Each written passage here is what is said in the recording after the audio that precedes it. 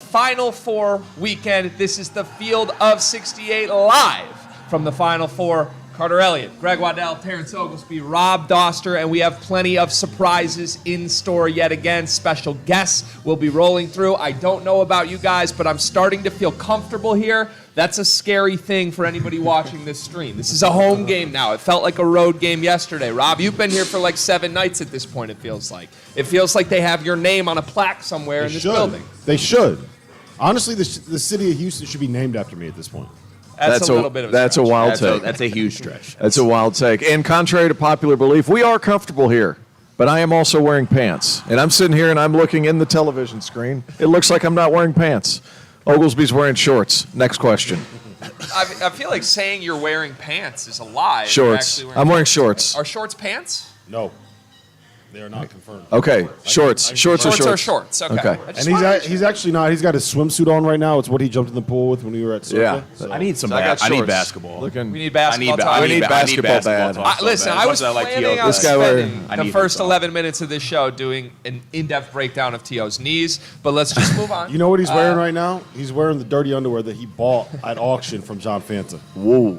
And Nobody wants that. How much would you spend on that? I mean, that's got to be Fanta's dirty drawers. yeah, that's got to be a pricey item these days. I would spend probably $500 on them because then I could flip it. I know I could sell it for at least triple that. Right, exactly. Smart move. All right, well, this is a basketball show. Believe it or not, sometimes we get off the rails, but let's try to get back on the rails. Some big news this morning. Providence is getting some guys back. Kim English brings Devin Carter, Bryce Hopkins back. Rob, that's needle-moving news in the Big East. That's your land. What do you make of this news? I think it's enormous. I think it's massive. I don't know how necessarily unexpected it was because those guys, if they transfer, would have had to sit out a year.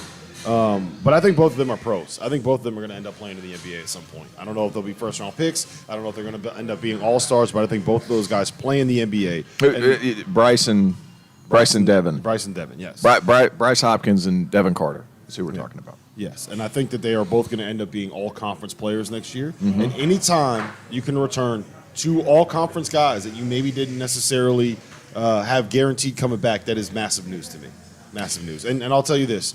Kim bringing Josh Adora with him, Yep. Fernandez kids with him from George Mason, bringing those 2 dudes back, and hopefully if they can get something like a Jaden Pierre. I know you love Jaden Pierre. I do. Get him out of the portal. Like, they got a team. And they're going to need a team next season because the Big East is going to be absolutely loaded. Carter's going to be so sick of having to talk about the Big East. Yeah, it's going to be an incredible league and a lot of really good storylines too. With Patino coming in, Cooley moving, Kim English coming in and bringing some of his best players with him from George Mason. Josh Oduro, he's a better post scorer than Watson was whenever he was playing his best game. He's not as big, but he provides some interior scoring that they didn't necessarily have last year. I think that's going to be interesting to see. Fernandez is a lot of potential overproduction at this point, but at the same time, 6'5", can defend, good-looking shot. This is a team that's coming together nicely. Providence fans should be happy. They should be really happy. And T.O., I think you make a good point about actual Providence fans because on paper, obviously, getting those players back, production-wise, stat-wise, it's great. But the optics around the program look great right now. I mean, the energy with Providence fans, them being able to keep 2 of their best players. Well, I mean, who knows with waivers nowadays? They probably could have got a waiver to maybe not sit out a year. But the fact of the matter is they're able to get 2 of their best players back. He's bringing players with them. And there's just an energy about him. Like, people are following Kim English on Twitter. People are loving to see the videos of him playing for his players in the portal, whether it's real or not. It's just it's a good energy around the program. You said whether it's real or not. Oh, it's real. It's real. You're telling me I'm sorry, you're telling me Devin Carter didn't beat Kim English and who? I'm just saying. There he is. Here we go. Speaking of Big East, we have a special guest that we're going to bring on live to the show right now. Come on over here. Yeah, just walk right across here. We have Shaka Smart, Marquette head coach, that we welcome to the show right now. Shaka, thank you for joining us. You got it. Good to be here. Anywhere T.O. is a good spot to be. I guess that might be the truth. We keep running into each I didn't get the other. memo about the dark shirt, but other than that, I'm here. Well, It's okay. you look good. Heck of a season, Coach.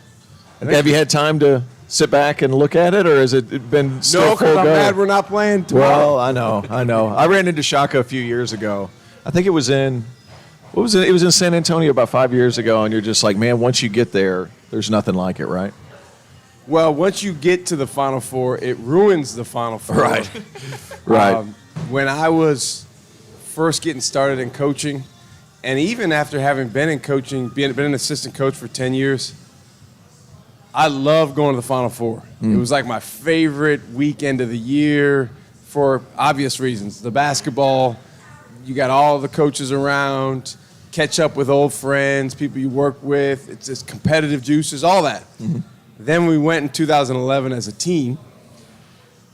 You go back the next year as just a coach going to the Final Four like you always did. It's not quite the same. Not quite the same.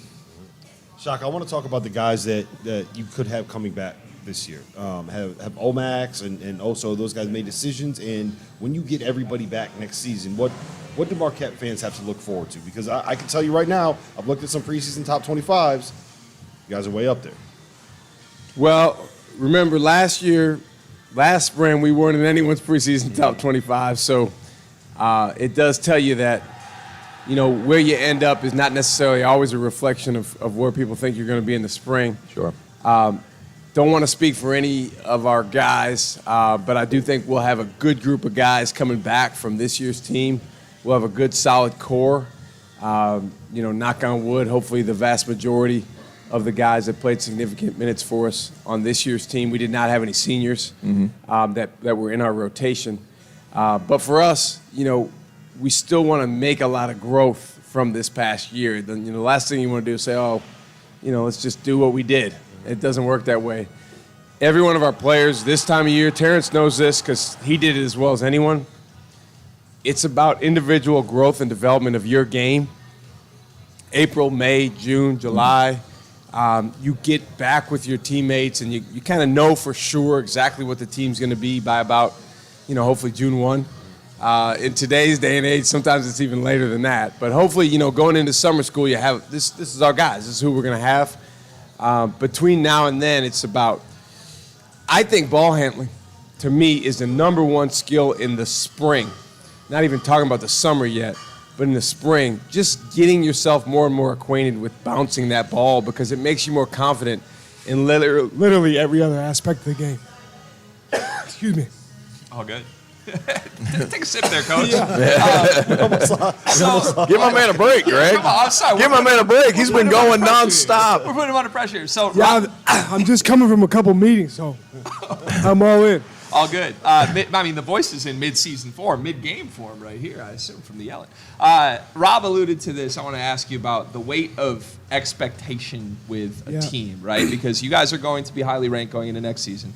We talked about a different program yesterday, North Carolina. You alluded to it, where when they were not on anybody's radar, they got to play the hunter role, whereas this year they were the hunted. How do you approach that with a group that largely could be a lot of the same guys you had this year? How different is it going to be next year? Well, I'll tell you, we had experience with North Carolina.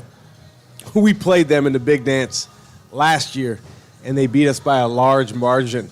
So they were definitely in hunter mode at that point.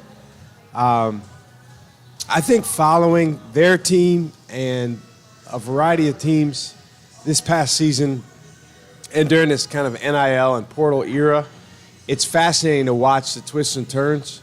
What we've told our guys is you got to keep the main thing, which is for us, we have three core values: relationships, growth, and victory. So if those are our main things, nothing can supersede that, nothing can overcome that, but that's easier said than done. I think with the proliferation of all the other aspects of our game outside of those three things, it's easy to lose sight of what goes into winning. But I'll tell you, Florida Atlantic, San Diego State, UConn, Miami, they're here because they did what goes into winning throughout the year and most importantly in the NCAA tournament. So that's where our focus is. It's great to be ranked in a preseason poll, but at the end of the day, it doesn't really matter once that ball goes up in the air. A lot of interesting storylines in the Big East this year. You guys win the Big East tournament, which is obviously something to behold. There's nothing like Madison Square Garden in the Big East tournament. I think that's I didn't get a chance to see it as a player and as a younger person, but I'm telling you, it's a different dynamic. However, Pitino coming in, Kimmy English, young up-and-coming coach. I mean, it's Murderer's Row in the Big East next year. What do you look forward to the most? First of all, I'm grateful to be part of the Big East. Sure. You know, I played Division III basketball, so to be able to coach in the Garden, to be able to coach in Fiserv Forum where we play our home games, and then to be able to coach in all the opposing venues. These folks in these venues, before you even talk about the teams and coaches, they are out for blood. And there's something special about the fact that the majority of these schools, they don't have football at all. Right. Or even the ones that do, it's not big time football. So men's basketball at these 11 schools is like the thing, and it's so meaningful. Winning and losing is very meaningful, impactful, just like football would be at an Ohio State or at a Florida. And that's a special thing to be part of that as a coach or as a player. I got to ask you this. How good does it feel to walk in here and you freaking got carded, dude? Carded you in here, man. Are you kidding me? I don't spend a lot of time in bars, but I'll tell you, that's the first time that's happened since maybe my mid-20s. But I guess my man was just doing his job. Hey, he's doing his job. Oh, you still looking that young. Let's take that. We're gonna take that approach. Also, I mean, many accomplishments this year. I don't know that there's a bigger accomplishment for you or an achievement, something you can put on the mantle, than knowing you are the inspiration for every fashion choice Rob Dauster has made. Is that right? For the last 10 years. Yeah. I'm a big Rob Dauster fan. Oh, wow. So he's the inspiration for me as well, so it goes both ways. Love it, love it, love it. Before we let you go, I got to ask you about Tyler Kolek. So good this year. First team All-American on our All-American list here at the Field of 68. He's certainly going to win others as well. What's it like coaching him? Well, it's awesome to coach him because he is, at one time, one of the more humble players I've ever been around. At the same time, one of the best competitors, most aggressive, and toughest-minded players. And when you put those two things together, that makes him a winner. He took a huge jump from last season, his first season at Marquette with us, to this past season. And I attribute that to his work ethic, and then even more so, his willingness to pour into his teammates. Wow. AP Coach of the Year. When did you hear that? And obviously, I know you're going to go into a diatribe about your assistant coaches and everything like that. But, you know, what's it like? I mean, you've had awards, numerous awards before. This recognition, sure, but where do you put that? Well, I think the fact that there's so many great coaches in college coaching, and as a young guy, like I started as a graduate assistant in Division II, and I remember my very first Final Four. I didn't know anybody. You know, I came with my head coach, and I was just following him around. And it just seemed really overwhelming. Like, I don't know anyone, certainly don't know anyone in Division I level. And so it's been fun, like, just to kind of go along this journey with other guys that got in the business along the same time. Listen, we all know that any coaching award or accolade is a direct reflection of your team. It's a team sport. And more importantly, your players. So this is an award that Tyler Kolek, Osa Ighodaro, Cam Jones, Omax Prosper, those guys earned the award. But I am looking forward to, at some point this spring, getting our entire extended staff together and taking a picture with, you know, Coach of the Year trophies, and just to convey to these guys visually that this is truly a group and team endeavor, and there's no other way I would like it. Yep. Shaka, what's been from the start, from VCU to now, what would you say the biggest thing you've grown? Honestly, and I'm still working on this every day, not trying to control everything. I think the longer you do this, and I think Jim Larinaga might be the best in the country at this, is why he's coaching tomorrow. The longer you realize you don't control as much as you think. You think you do, Yep. You wake up in the morning, you got all these plans, you got your practice plan, you got your scouting plan, all that. But at the end of the day, you have a very small percentage of control. You have some influence for sure, and you can hopefully impact guys in a positive way. But that's probably the biggest area where I've grown, because when I was younger, I spent and wasted probably so much time and energy on just trying to like mastermind everything. And that's the other thing along with it. You're not as smart as you think either. Like, you think you control everything and you think you're really smart, but as you get older, you realize neither of those things is true. The smarter you get, the dumber you realize you are. That's a Ron Bradley. That it is. Wow. Yep. Full circle moment there. Hey, Shaka, I got one more for you. So when you left VCU, you ended up at Texas, right? You end up 6th year, you're a 3 seed, and then losing the first round, and you go to Marquette. It feels like Marquette is a better fit for you. So other coaches that are kind of at the level that, let's just say, Dusty May is right now, what advice would you give them when they are trying to find like what that next big job is? You know what I mean? Like, I think you've lived through that experience as well as anybody. Yeah, you know, I was watching Mike Rhodes' press conference. The press conference was yesterday, but I was watching it this morning. And he's a dear friend. We worked together for 5 years. And this is his 3rd head coaching job, Penn State. So he was here in Houston at Rice, went back to VCU as the head coach there for 6 years, and just got named. Well, you're exact. Division I. You're right. You're right. So this is his 4th head coaching job, but this is his 3rd Division I head coaching job. And I'm watching him in his press conference, and he had ultimate command of what he was saying and the message that he was trying to give fans, players, everyone that was listening.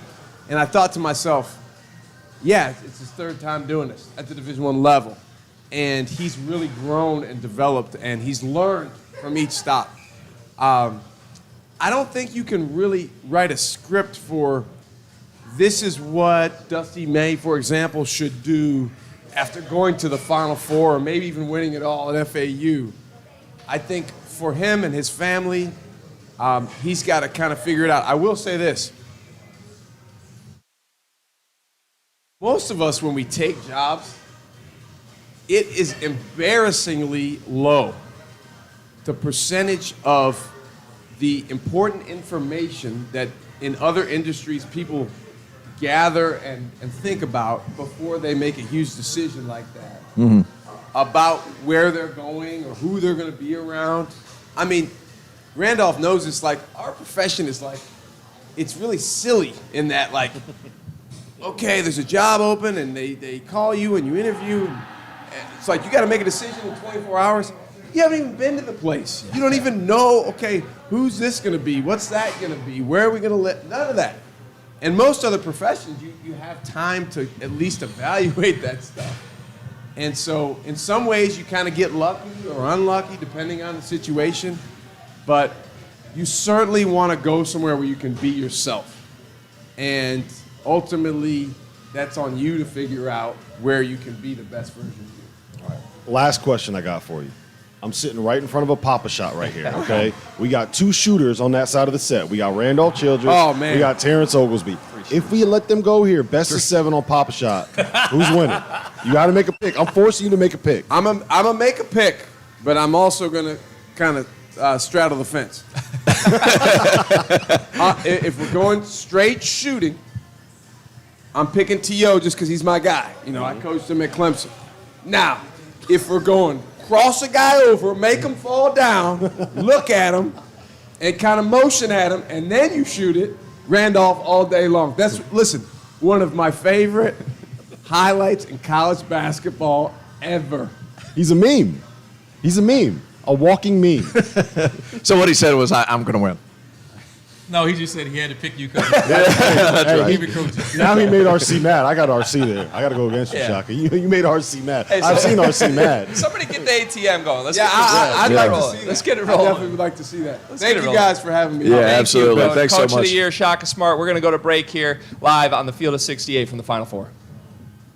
Today's episode of the Field of 68 After Dark is presented by our partners over at Underdog Fantasy, the easiest place to play college basketball pick'em, where you can win real cash prizes simply by picking player stats in this weekend's Final Four games. And pick them, all you do is pick whether a player will go higher or lower on Underdog's projected totals, whether it's points or rebounds or assists or all of them combined. If you're like me and you think Adama Sanogo is going to go nuts this weekend, pick higher on his points projection, pick higher on his rebounds projection, maybe throw in a lower on Matt Bradley's scoring totals, a higher on Isaiah Wong, whatever it is that you like. Put them all together, and if you hit them all, then you can win as much as 20 times your money on a single game. Underdog's slick mobile app is easy enough that dummies like Jeff Goodman have even figured out how to use it. So go to UnderdogFantasy.com or download the app and use the code FIELD, that's FIELD, to get a 100% deposit match up to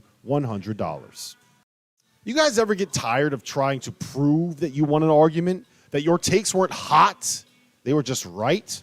Well, I have an answer to all of your problems. Vaulted is a new sports prediction app that turns your opinions into facts. You can store all of your predictions and hot takes in your own vault now and forever. Challenge your friends, keep track of the results, and prove that you are, in fact, the smartest one in the room. Vaulted is also releasing a Final Four competition called their Last Four Pool. What amounts to a hot take challenge, it has a $5,000 prize pool. Who doesn't like free money? I like free money. So if you like free money like me, then go and download the Vaulted app at the link below. Sign up for your free 3-month trial and store your predictions now and forever. Field of 68 live from the Final Four, Houston, Texas. We are here at Little Woodrows Edo location, and we'll be here until 2:30 p.m. Central Time today. Come roll through, grab a beverage with us, say hello. We just had Shaka Smart, Coach of the Year, on the show, and now we welcome another phenomenal coach, Matt McCall, to the program, and it looks like you've got some gear with you today. Woo! He's repping. Put it on. Put it on. We love it. You're staking your claim. Staking your claim. Just left practice. The boys are ready. How they looking? The boys are ready. Okay. The boys are ready. They're loose. They're ready. All right. We sensing some fear from the San Diego State side. I mean, what's that looking like? I didn't stay for that practice because I wanted to get back here to be with you guys. Okay, so I didn't stay for that practice. But you know the open practice when you get over there. Right here. He's saying it doesn't matter what they do. It's about what we do. It's about what FAU does. But you know when you get over there in this day in the arena, it's a show. And I felt like FAU actually practiced. They went through shooting drills. They weren't out there just going through a dunk contest, and that's what a lot of the open practice becomes. It's the oohs and ahs of the crowd. First of all, I guess nobody goes to school in Houston. There was probably about 30,000 students in the building watching practice. These kids must have got the day off to celebrate some hoops. But the open practice it's fans, it's oohs and ahs. But the FAU was focused in there. They were focused. So I feel like there is a lot to be distracted by. I saw a quote from somebody. I don't even know who it was. It was a player, though, at the podium this morning who just said, there's more to be distracted by this week than ever before in my career. How do you even go about approaching that from a player perspective in a week like this, RC? You can't prepare them for it. You can talk all you want, and you just can't prepare them for it. And you just hope you got the leadership in the locker room to say, hey, block out the distractions. Like, everybody's good here, but again, it's you just hope you got the right type of leadership in your group and of your team, and that they'll help block out some of the distractions, the tickets, everything else. You just try to get out in front of all the things that you can control with tickets and things of that nature, and then you just say, hey, you know, that's when we leave, we're not worried about any of that stuff. It's all about us executing what we got to do. Game plan is about basketball. You got to remind your guys that this is a business trip. Is there a difference at a smaller program versus like a UConn? Like, is there different experiences based on just who's been in any sort of setting like this before?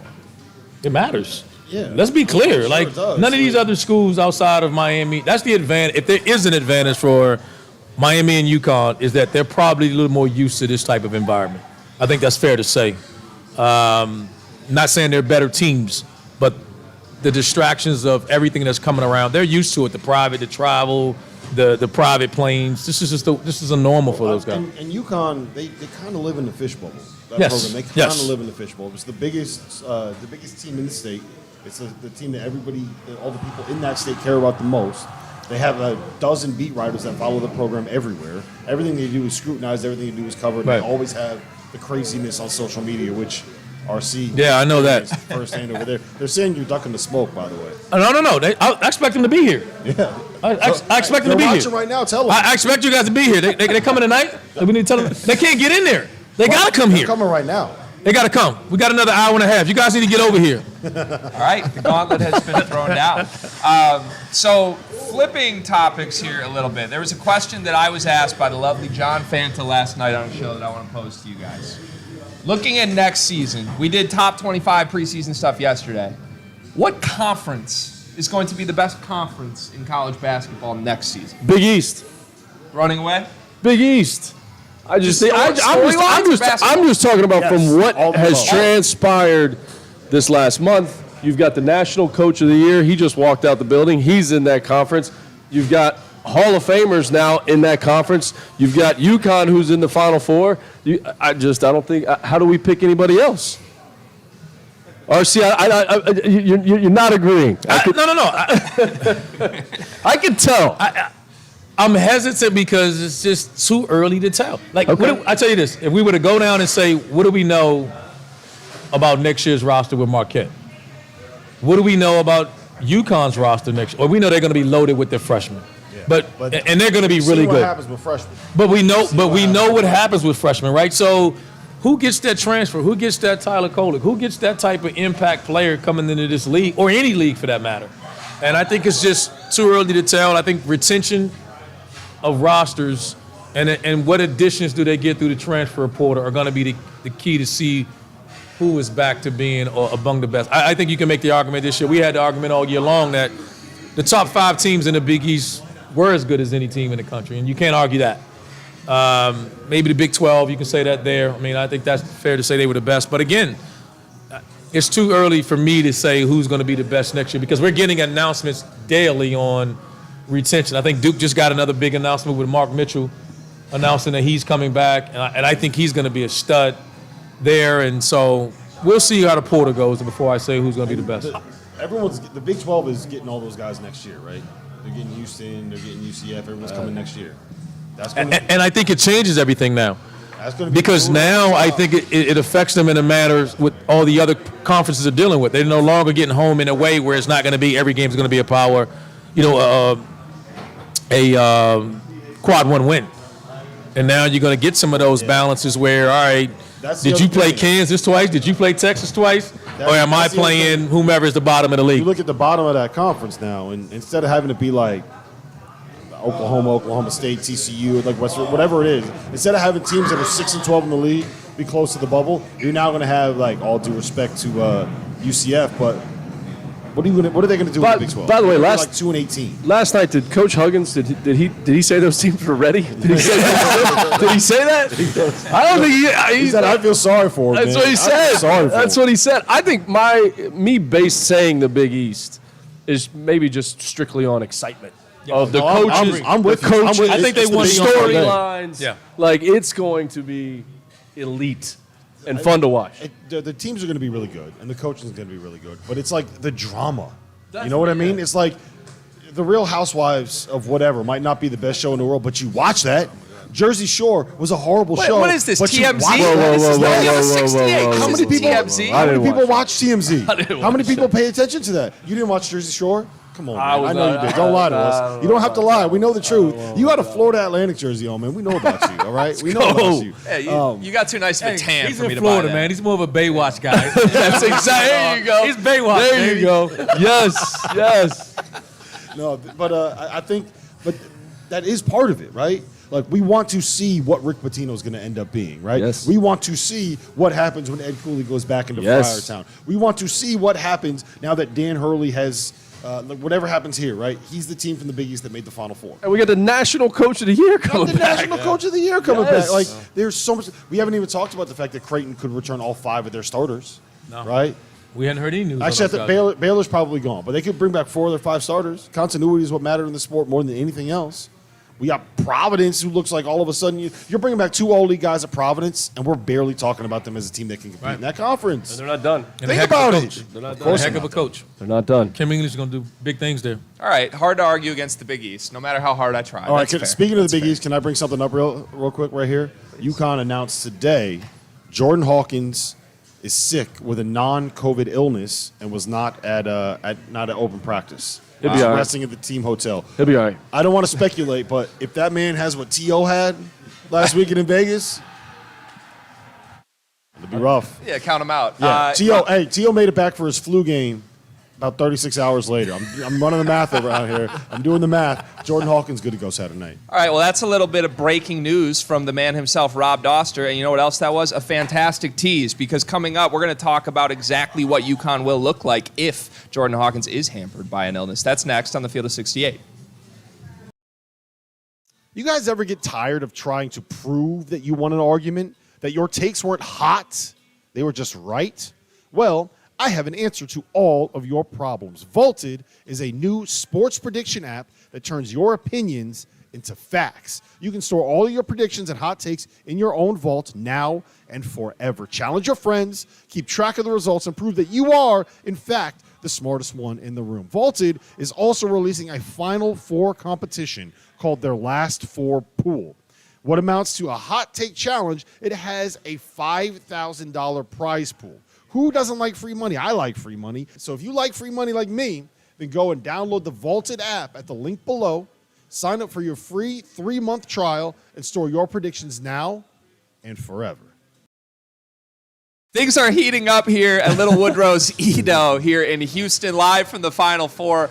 We've talked about it all week. As you can see, UConn fans are showing up. Is it to support their team? Is it to antagonize Randolph Childress? I don't know. Either way, we're going to watch it play out here. But before the break, Rob Dauster just broke some news. I didn't break some news. You broke news. It's all over Twitter. You're Mr. TMZ. I can call that breaking news. I told you. We're live on the Field of 68 Carter after texted dark. it to me. He's the one that broke the news. All right, well, what's the news? Break it again. Jordan Hawkins is sick, and he's got a non-COVID illness, and he's sitting in a hotel room right now. T.O. Yeah.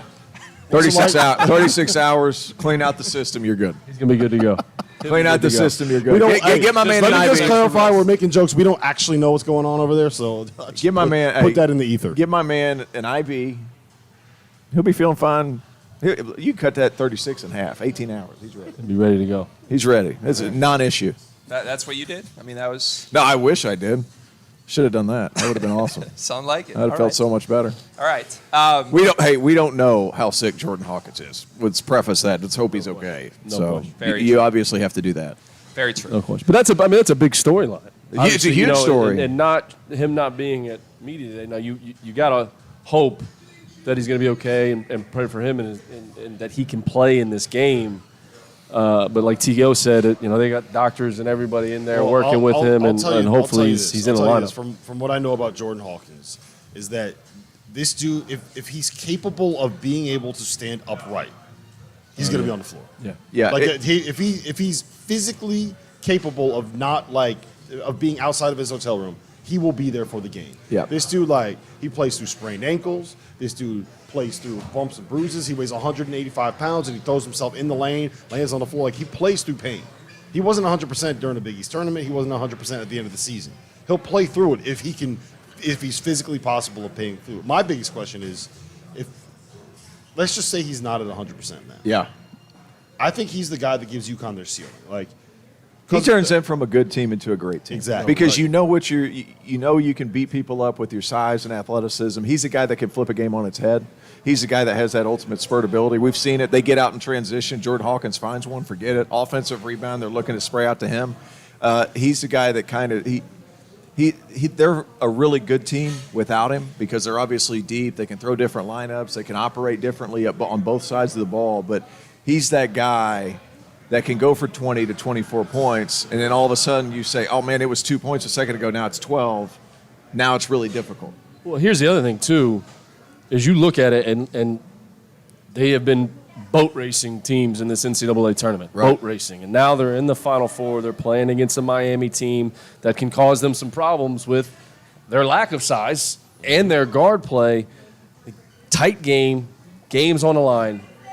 You like the ball in Hawkins' hands to go get a bucket in a tight game, 2 minutes to go, tie game, whatever it may be. And that would be the concern for UConn if he's not at 100%. So hopefully we still got over 24 hours that he's going to be good to go. You were about to try to do some math there. I saw. I looked at my watch and I was like, the what time wheels- is it? the wheels were turning. They're not the You're like- 6:05. You're like, Let me- "Ah, okay. shit, I have no I idea went what this 24 is." hours. The wheels were turning. I was That was safe safe. with over 24 hours. Just blame it on time zones. That's what I do. Anytime we're out of the Eastern time zone, you can blame everything on that. So I'm really intrigued by the concept of the player that gives them their ceiling. I like that terminology. And I think it's true. I think all the points you guys made are accurate. I want to look across the entire Final Four and ask who that player is for the other three teams. Because I think on paper, a lot of people would just say Adama Sanogo is the best player on UConn. But Hawkins is the guy who, okay, maybe he's the most important. Maybe he's the guy who gives them their ceiling. Who is that for, let's start with UConn's opponent, Miami. I would say it's probably Jordan Miller. I think it's Jordan Miller because you kind of know what you're going to get out of him. But every once in a while, he pops off for these like 28, 29, 30-point games, kind of out of nowhere. And he does that at a super efficient clip. So when he is playing like that, like you know what you're going to get from Norchad more or less, right? If he's able to stay out of foul trouble, he's going to get you a double-double. He's going to get you 3 or 4 offensive rebounds. He's going to be big and physical inside of the other end of the floor, probably draw a charge or two, right? You know one of Isaiah Wong, Nigel Pack, Wooga Poplar, one of those guys is going to have a good game, right? And then Jordan Miller is going to play his floor game. But when he has those big breakout performances, like he did in the second half against Texas, like he did earlier on in the ACC tournament, when he has those games, that's when I think Miami becomes really dangerous and really good. I think for Miami, it's Norchad because of the front court of UConn. He mentioned it. He's got to stay out of foul trouble. And we've talked about this before, the officiating. How is this game going to be officiated, especially with the physicality that UConn brings up front? He's got to be able to control the boards. He's got to be able to keep Sanogo and Klingon off the boards. I think he's key. We know what we're going to get from their guards, and their guards are outstanding. But to me, he is the biggest key in this game. Easier said than done to stay out of foul trouble, too, right? As we saw with Drew Timme. What's your answer? For the sake of argument, and because you guys mentioned 2 other really good ones, I think Isaiah Wong, if this game's close, it's going to come down to him. Point blank, period. And you want to say, well, this guy needs to play. Everybody needs to play well in order to beat this UConn team, who's playing as well as any team we've seen in the past 10 years, not named Baylor, that went on their magical run. So I think if they keep it close, it's going to come down to, can Isaiah Wong make plays happen at the end of the shot clock and at the end of the game clock? That's what's ultimately going to determine it, if they're able to stay in the game that close. Quite frankly, guys, Miami has the ability to beat them if they can hang in. I think what you said, though, with Norchad Omier, I worry about that just simply. I think he can compete with Adama Sanogo. I have no doubt. I think the problem that you run into is once you sub out Sanogo, you're subbing in Donovan Klingon. The most productive player in the NCAA tournament per 40 minutes. That's right. I looked this up yesterday. Me and Robbie Hummel looked it up yesterday. He's the most productive player in the NCAA tournament per 40 minutes. His per 40-minute numbers are insane. absolutely insane. Hey, did you guys like that name drop right there? Me and Robbie Hummel. He's a field of 68 guy. Me and Robbie Hummel. That's fair. He was. He about resigned yesterday when we kicked him off. They kicked Blocked. He got blocked. Rob kicked him off the set. Huggins shows up. Coach Huggins blocked him out. Goodman kicked him off the set. I mean, Bob Huggins is Bob Huggins. It's going to happen.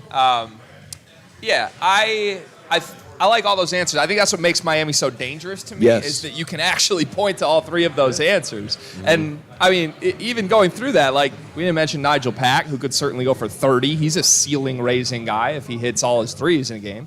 Let's flip to the other 2 teams that are left. Let's save Matt McCall's Florida Atlantic for last here. San Diego State, same question. Who's the guy that unlocks their ceiling? To me, Matt Bradley's their best player. He's the only double-digit per-game scorer on this team. He's coming off a weekend where he could not make a shot, guys. And San Diego State is still here. Is he the ceiling raiser, or is it somebody else, Tio? He is. He's one of those guys. He hasn't played exceptionally well during the past weekend. So he could be the guy that kind of explodes onto the scene, kind of like in a rebound game. I think Jaden Ledee. He is so big and so physically gifted. Him and Vladislav Golden, I think that's a huge matchup in this game, just for who's going to control the boards. Those 2 are going to battle. You can also throw in Nathan Mensah because he can rent a car. He's 26 years old. There's just a lot of different guys. Tio just named the whole team. Yeah, there's a lot of. Well, that's San Diego State, though. He's 26. He can rent a car. That's San Diego great State, line. though. They're old, but I would point towards the front court in general. It's kind of hard to pick one out because they've had 2 guys go for 30 steady over the course of this tournament. They've been balanced. Lamont Butler was good in their Elite Eight game. Like, it's just a balanced group of older dudes that's how they beat you. Okay.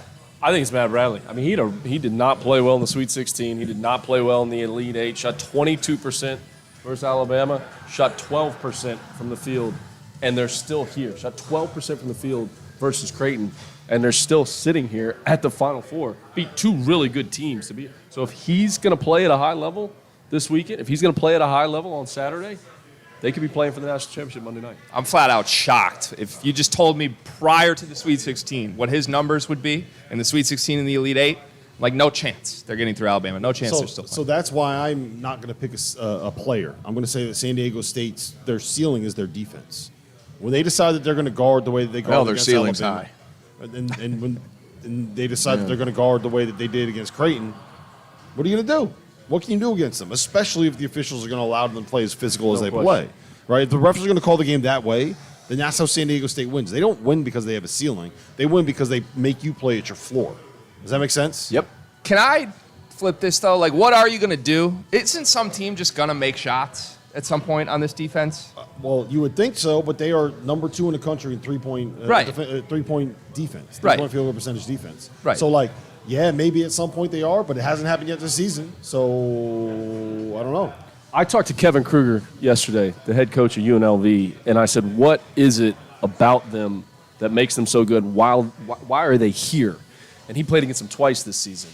And he said, because you're going to get into the game, and you're going to have 4 straight offensive possessions, and you're going to take 3 bad shots and turn it over once, and all of a sudden you're going to be down 8. Then you're going to go on the other end of the floor, and they're going to run offense for 27 seconds. And they're going to get an offensive rebound and a putback. And it's demoralizing and deflating to your team. But I thought his point was just in terms of the offensive end of the floor, 3 bad shots and a turnover, and all of a sudden you're down 8. Yeah. And that's why they're here. That's what makes them so good. Mm-hmm. Yeah. I mean, just a tough team to play, right? And you would think, given that style of play, they're a team you don't want to go down against. But then I keep coming back to the moment against Alabama. They're down 11 points. With 10 minutes left in the game, I'd flip the channel, guys. I thought, no way San Diego State's going to come back. 4 minutes later, it's a tie game. Just tough as hell right now. The final team, Florida Atlantic. Same question. Who is You have to beat San Diego State the full 40. Like, you have to have offensive toughness the full 40. Like, those 3 bad shots and a turnover. Some of these bad shots. Explain that. Offensive toughness. Explain that. Well, I mean, you have to be tough with the ball, one. You can't lose position and play on your heels if you catch a ball on the perimeter. You have to swing through and face up, as hard as that is against big, strong, older guys. Those passes have to be on the money, and they have to be on time. On time, on target. The least talked about skill in college basketball is the ability to pass on time and where the defense is not. And that sounds so easy, but I've been to shoot-arounds this year as you're calling games. Matt, I'm sure you did it too. Like, there are teams that literally stand 15 feet apart from each other and practice chest passes and practice making passes to an outside hand.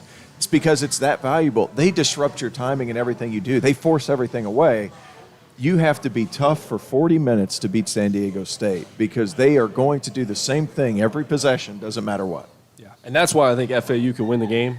Yeah. Is because they are such a good passing team. Yep. It's sharp. It's crisp. They play with spacing. When there is penetration, they make the extra one. Yep. I'll tell you where they're really good, and we don't talk about this enough, and I know some of you guys have mentioned it.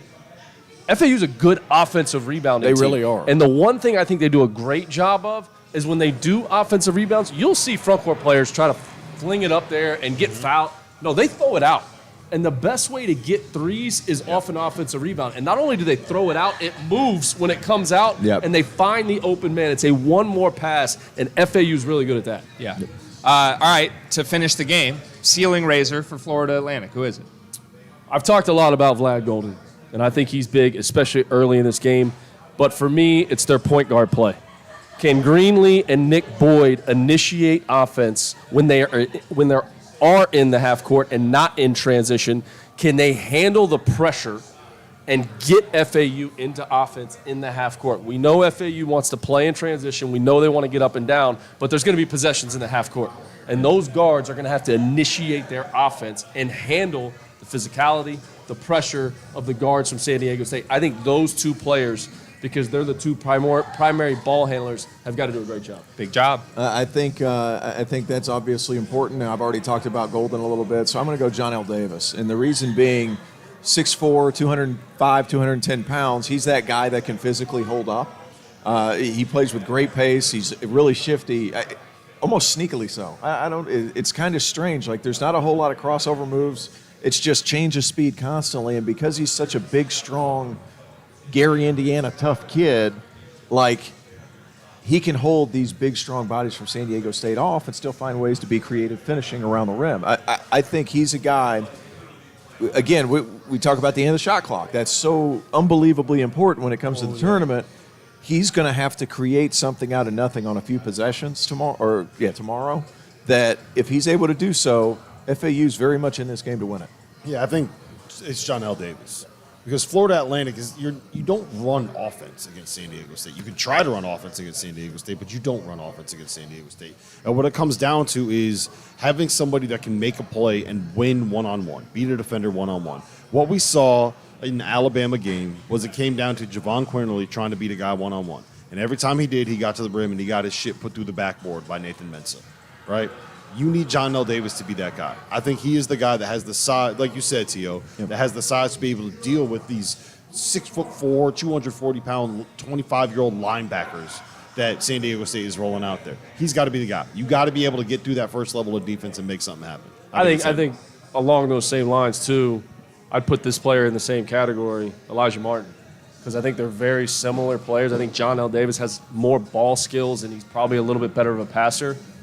Elijah Martin can go by guys. Yep. He can go by them, and when he gets in the lane, he not only goes by them, he elevates above them. So I think, listen, all those guards are going to have to play well. Everybody's going to have to play well in order for them to advance and play for a national championship. Yeah, why I like Florida Atlantic's chances is because we just named so many different guys that I think it's going to be hard for all of them to not play well. Somebody's going to play well. I think that bodes well for the Owls, gives them a great chance to win that game. All right, we're nearing the halfway point of our show. Jeff Goodman has just entered the house. I think Randolph Childress is getting berated by UConn fans somewhere in the background right now. You still got an hour left to come see us at Little Woodrows here in Houston at the Edo location. That's the Field of 68, live from the Final Four. You know what the best part about the end of the college basketball season is? That signifies the start of spring, the start of summer, the start of hot weather, the start of late nights, the start of weekends on the water. And the best way to stay refreshed during the summer months is with Hornitos Ranch Water, a premium sparkling cocktail with a balance of freshly squeezed lime paired with smooth tequila notes. Hornitos Tequila is a 100% agave premium tequila from the lowlands of Jalisco. It's specifically from the town of Tequila. Originating from one of the most historic distilleries, Hornitos paved the way for all future tequila brands, starting with the tequila name. An official partner of the Houston Astros, you can buy Hornitos Ranch Water in a can, or you can come to Houston's best sports bar, Little Woodrows in Edo, and get a fresh, handmade cocktail with Hornitos Tequila. There's nothing better on a warm spring day than Hornitos Ranch Water and a Houston Astros baseball game.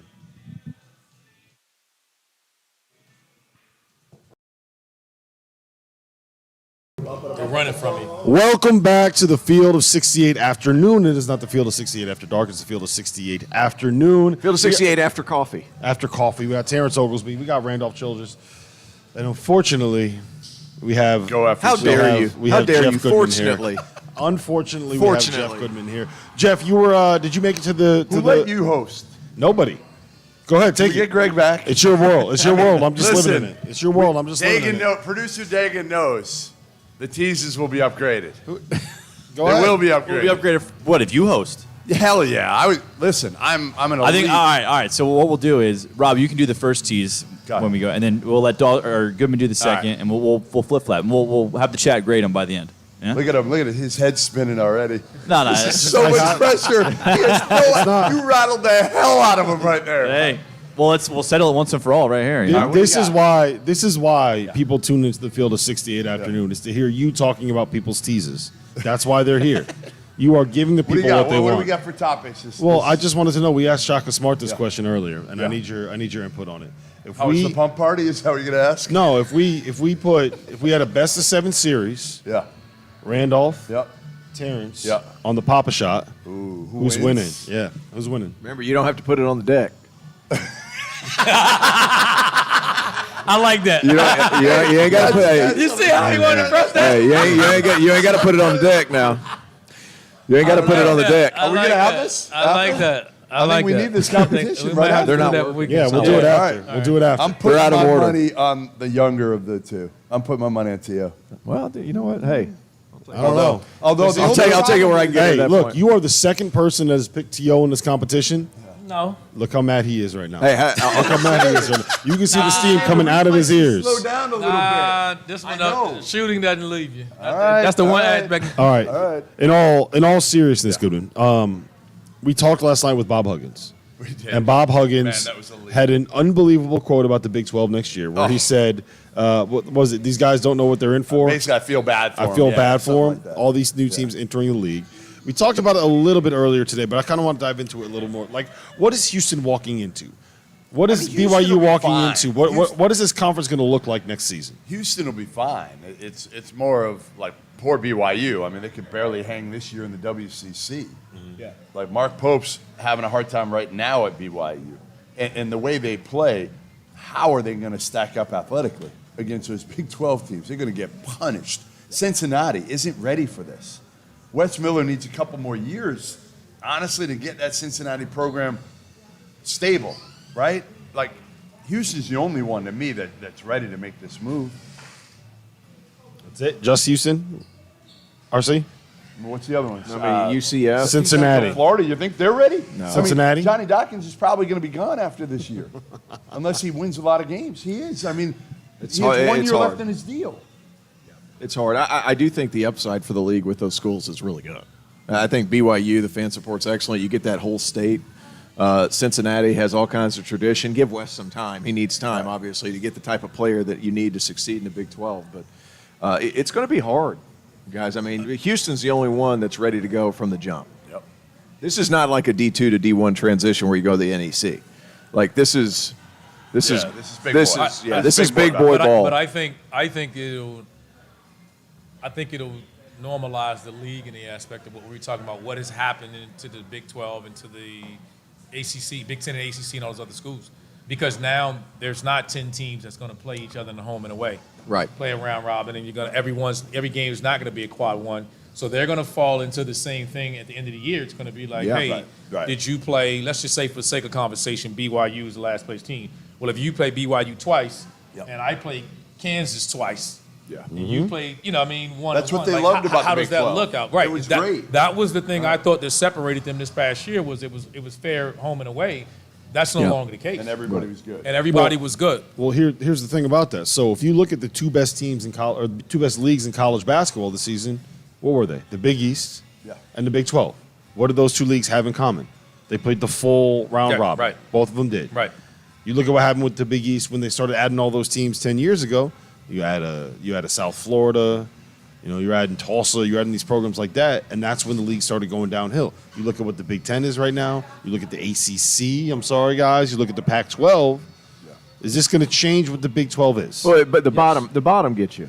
Yes. That's Your the bottom recurring can't thing. be awful, and, Yep. and the Big 12's bottom wasn't awful because Texas Tech rebounded at the end. Yep. Oklahoma State There were only was 10 good. teams. Only 10 Oklahoma teams. wasn't bad, right? Yep.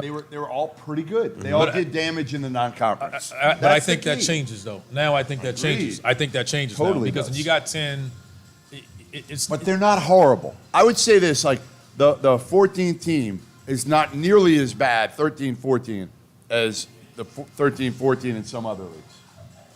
Name them. we're gonna see. Name them.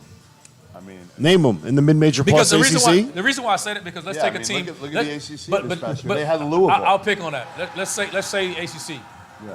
Georgia How good Tech, was Georgia Louisville. Tech at the end of the year, though? They were good at the end. Yeah, they were good. By the end They of were the good. year, Sure. that was a team that you didn't want to play. Florida State was. That one of Florida those State got teams. healthy.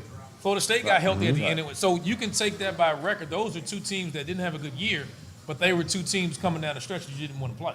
And I'd add another one. Y'all got on my ass about this. How good was Boston College at the end of the year? I mean, they were fine. They were beating up. They on, were pretty good. They were beating up on ACC teams. Right, they won 9 league games in a mid-major plus. Congratulations! Like, Congratulations, you won Louisville. Woohoo! All right, let's celebrate. We talk about this a little bit. Give Earl a contract extension. You weren't Louisville. But why are we extending a guy who went under 500 in his league?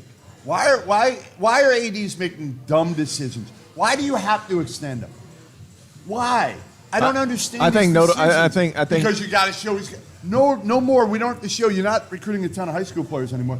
Everybody doesn't even need a 4-year deal to recruit anymore. I think he's really good, and I do besides think that, he's good, I think he's really good. And He's really good, but again, I'm not sure he's going to be. We'll see what he's going to be able to do here at BC going forward. notable progress. 3 more wins than Yes, last year. yes. And then The league wasn't very good. Look at Jeff. We then you start bringing in talent that hasn't been typical to Boston College. That is notable too. If they do that, They have been. He has doing done that. They Because I have think done if that. Quentin Post is good. I think if Quentin Post was healthy, I think he's an all-conference caliber guy. Zachary's good. They've had these dudes. So BC's had talent. Man, No. they had an Lord, they had all two- NBA, they had an NBA backcourt. They didn't stick, but They had both two made the guys. tournament. They had And they hold on. made the tournament. They had No, two they didn't make guys. the tournament. Robinson and Bowman made the tournament. No, they never made the tournament. The NIT, if you want to call the NIT a tournament. No. They made the NCAA. No, Not they make the didn't. NCAA. They didn't. They didn't They make never it? made it. I Never thought they made it their year. They had two guys that Jim Christian coached up. Kai Bowman was a football player. Like this wasn't talent coming in. Now Earl has talent coming in. They had 4 top I just 100 wanna players see- come to I just wanna 4 see top what you can 100. do before you like okay, Oregon State gave Wayne Tinkle an extension when he went to the Okay, so Elite Eight. that I think it's case by Guaranteed case. money. It's case by case. What are we doing? Yeah, case by Come case. on. The Oregon State. It makes no sense. Make but- smart but- business decisions. but how Where's many- Wayne Tinkle going? Where- You're bidding against yourself. I think that happens every year, though, that there's interest in coaches. You're worried that you're going to lose your guy when the Where is cycle Wayne starts. Tinkle or Earl I Grant agree. going? Nobody wants him right now. Nobody's bidding There's against you. a lot of people willing to take Earl Grant right Yes. You're out of your mind. Yes. Out of your mind. I'll say this. Who? Let's just say Who? hypothetical. If Brunell didn't have the year that he had a good year. They folded down the stretch, but had a good year. And let's just say he didn't and he moved on. I think Clemson would have been interested in bringing Earl Grant back. You think so? I think. Mr. Clemson over here. I would ask you that. Would you think disagree so. with that? No, I wouldn't. I think they would be interested. You think in he that. gets the job After last year, I thought after he 9 showed- wins in the league, under 500 in the league? You think he gets the job? Yes? I think he would have been at the You're a final betting man. seat. You're a think- betting man right now. I think Your that- house on the line. Who are you taking? I think it would be between, if they did, this is all hypothetical, Yep. obviously. If they did, it would be between Earl and Bob Richey. But that's I'm only saying Bob because of this year. A year That's ago, right. he didn't win the Southern Conference, so Right. it's not, as we know, timing is such a big part of it, and it's all hypothetical. And I'll say that because I'm a big just saying Brad it Brunell more on fan. ADs and the accountability they don't have and the decisions they make when they extend dudes. Again, and it's not Earl Grant and just Wayne Tinkle. It's a lot of Everybody. them. But the that Wayne happens Tink- every year. The Wayne Tinkle thing, I get your gripe there. With Earl, there was no I talent. want to see another year. I want to see one more year. Why? Hold on. Let me I want push to see back on whether it goes forward. Let me push again back on the or Wayne whether it Tinkle goes thing. Backward. Goodman, let me push back on the Wayne Tinkle thing. Why? Explain to people why, after making an Elite Eight, you don't want to give that guy. Like, isn't that deserving of a reward? If you take Oregon State, the Beavers, But how'd they get who in have the not been, tournament that who year? have, How did they get in the tournament? They that won year? the Pac-12 tournament. Pac-12 Yes. They got hot. Yeah. Okay. But You That's got why it all at these the games time. are here now. That's the name of the game. Yeah, So but is that enough when you know you're going to take a step back? You know It's enough the for body FAU. Of work, the body of work overall says that was an outlier year and an outlier stretch. Just like North by Carolina. the was same doing. But by we the can say same that- measure, Dusty May. By the same measure, we can Dusty say May. that with 3 of the 4 teams in this Final Four right now. The only team we probably can look at next year and say, man, they're going to be really damn good next year is UConn. Because we don't know who's coming back with any of these Did that other hurt three to teams. say? But Brian Dutch That- has done it. But Brian Dutch has done it year in and year out. here, They're all right? listen. All these coaches are damn Right. good. They're This all. isn't- I'm not this questioning doesn't compare coaching to ability. Like an Oregon State situation, or again like BC given. Like I just feel like okay, let's see before you start emptying the bank on a dude. Make sure he's really the right. I still don't believe he's the right guy long term for Boston College. I don't. I think he'll bring. He'll have 2 more good years, and he'll get the hell out of there. But the problem He'll is, have 2 more good years. He'll get out of problem there. I'll say to that He'll have is- 2 good years. He'll get out. how many guys, Boston colleges, prior to them now putting money into that program, had the worst facilities and no NIL money? Yes. So who's leaving a job to come and get that job anyway? Like, there's not a lot of guys beating down the door. No, I agree with that. So he comes in there. Now you're starting to put money into it, and he's rewarding you. He's done more with less. Listen, Absolutely. he's done a good job. He's done a good job. I'm not saying, again, that he hasn't done a good job so far of taking the program a step forward each of the first 2 years. I'm just saying, I want to see, before I'm the athletic director there, I'm just going to say, hey, you know what, Earl, we're going to wait 1 more year, and then we'll decide. Let's see where this program goes moving forward, and then we'll decide. And I personally still think Earl Grant fits much better down south. I do too. I do too. I agree with that. But at the same time, he's getting kids from up that direction anyway. Yeah. I mean, So- he's done a good job. Yeah, he has. Are you done killing everything? I'm not killing him. I like Earl Grant. I'm gonna put the he's a great dude. He's a great dude. Great dude. Wayne Tinkle's a great dude. But again, ADs just make more sound business decisions when you're bidding against yourself. It's nonsensical. I don't agree with you get a good guy. I love that we've been at the Final Four. This is day 3. So far, Goodman has killed search firms. He has killed the ACC. And I'm in a great mood. He's killed Earl Grant. He just killed. I'm not killing Earl. He killed all of the athletic directors, every single athletic director in the country. Bad ones. The shitty ones. Just the shitty ones. I can't wait to get. Go ahead, go. Get in here, I go. can't wait. Go. I can't McCall's wait. out I there. can't McCall's wait. in. Oh, shit. I can't McCall's wait to get in tapping this in. conversation. No, I just think when you look at coaches and you look at certain jobs, like sometimes it's not the coach. Right. Sometimes it's the I support. don't disagree with you in terms of the fit. Yeah. But sometimes it's the I felt place, like- listen, and it's like if you you know haven't what I think won, of you. if these places haven't won in forever, and whoever that, and listen, I made my mistakes as a head coach, and I had success, whatever. But sometimes there's things that places that need to change Sure. I think I know DC before the coach I think I can know have DC success. better than most. Because you're there, I understand that. Yes. But there's things about places that need to change, and some of these places, you almost feel like you're chasing a ghost a little bit because maybe there was a 2-3 year success that they had. But Steve you look at Donahue wasn't good. Jim Christian wasn't good. The expectations there are about as low as you can get right now. About as low as you can get. But I think you got to get. But as you're talking your about own math, coaching, that's though, why he got an facility-wise, they were bad. NIL-wise, they were. Actually, they got a great home court advantage. We should take polls. They got a great home court advantage at County Forum. You know why? There's only Nobody 50 shows people up. there. Because There's it's only a 50 high people. school It is. gym. It's a home court advantage. Which is hard. Legitimately It's a home hard. court advantage. That is hard. It's That is stupid to hard. say, but it's true. For Coach Grant to deal with. You walk out into It's the even arena harder and for there's the nobody. players. And then everyone wants to say, you know what everybody wants to say? Well, when you win, they'll come.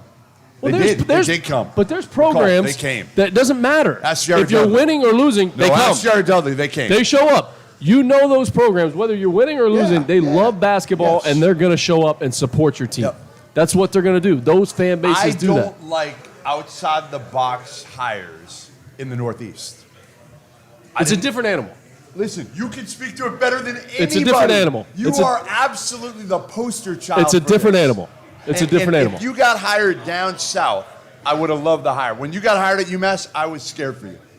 I was legitimately scared for I you. don't think you should have been scared for I that. was. Well, I was really Like, regardless, I was going to be I was okay. really I was just when you hired scared Tony for me. Bergeron. That's when I was really scared. You had to throw that. We've gone the whole year without a mention of that. And here he comes. He does it now. No, it's a different. Yes. McCall is so Yo, that might be my favorite all-time moment since I've been here. How about bro. That might be my favorite all-time moment. How about right there. that? It's like, what did you just do to me?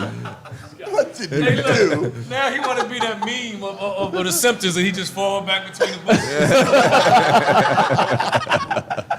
I haven't even had a drink yet. Oh, man. Listen, guys.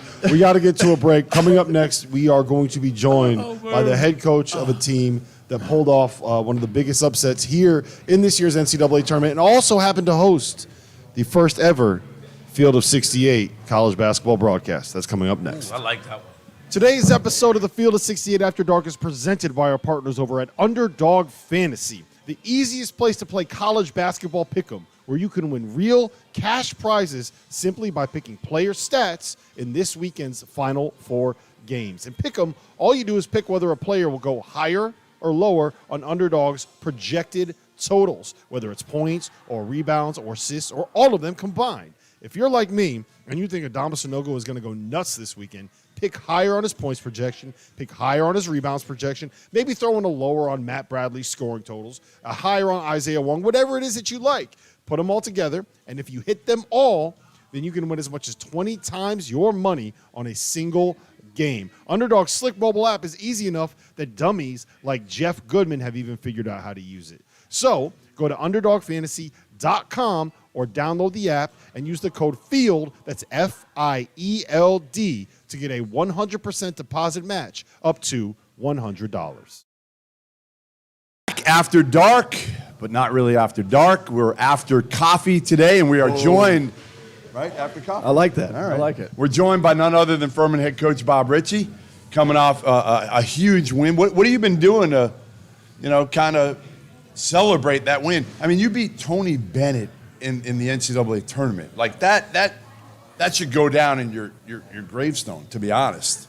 We're going to put that on there. I can see that. I mean, Right? It was a remarkable night. I mean, obviously, to be honest, I've been on the other side of it, and I felt really bad, for Kihei and what he's been for college basketball in that program. And to be honest with you, what Tony stands for, a lot of people through this have said, hey, what are coaches that you've watched? He's definitely one of 7 for me that, I've studied through the years. What he stands for as his person, but also as his program. I hate it had to be at their expense, but it was a magical night for us. Yeah. And, it was one of those nights where, just to be honest, I think sometimes as coaches we try to, it was a is this real moment? Dream about it. it, right? It was like what is going Surreal. on? I'm walking through the hotel and I'm like, how do we get our guys' feet back on the ground? How do I get my feet back on the ground? I don't know if we played our cards necessarily correct in all those scenarios, but at the same time, I wasn't really trying to zap all the joy out of our players. We went home the same weekend as Duke, Kentucky, Kansas, and we're at Furman. And we're good. I got all these texts, Jeff, of man, tough day. I'm like, man, not tough at all. Day? Right. Not tough at all. San Diego State's a really good team, as we see. Yeah. I think people thought I was just saying that in the media afterwards of they can go as far as they want. I still believe that. And they're old. This is the best defense I've seen in 6 years. Really? And, Duke, my first year, but it was an unbelievable defensive performance. And it's a pretty neat story for what those guys have done. What I will say is this. You asked what he's been doing. This is the most well-rested I've seen Bob, and I've known him for about Looks 2 good, years. I'm going to tell you what. I Looks like he's been sleeping. I haven't been to a Final Four in a long time.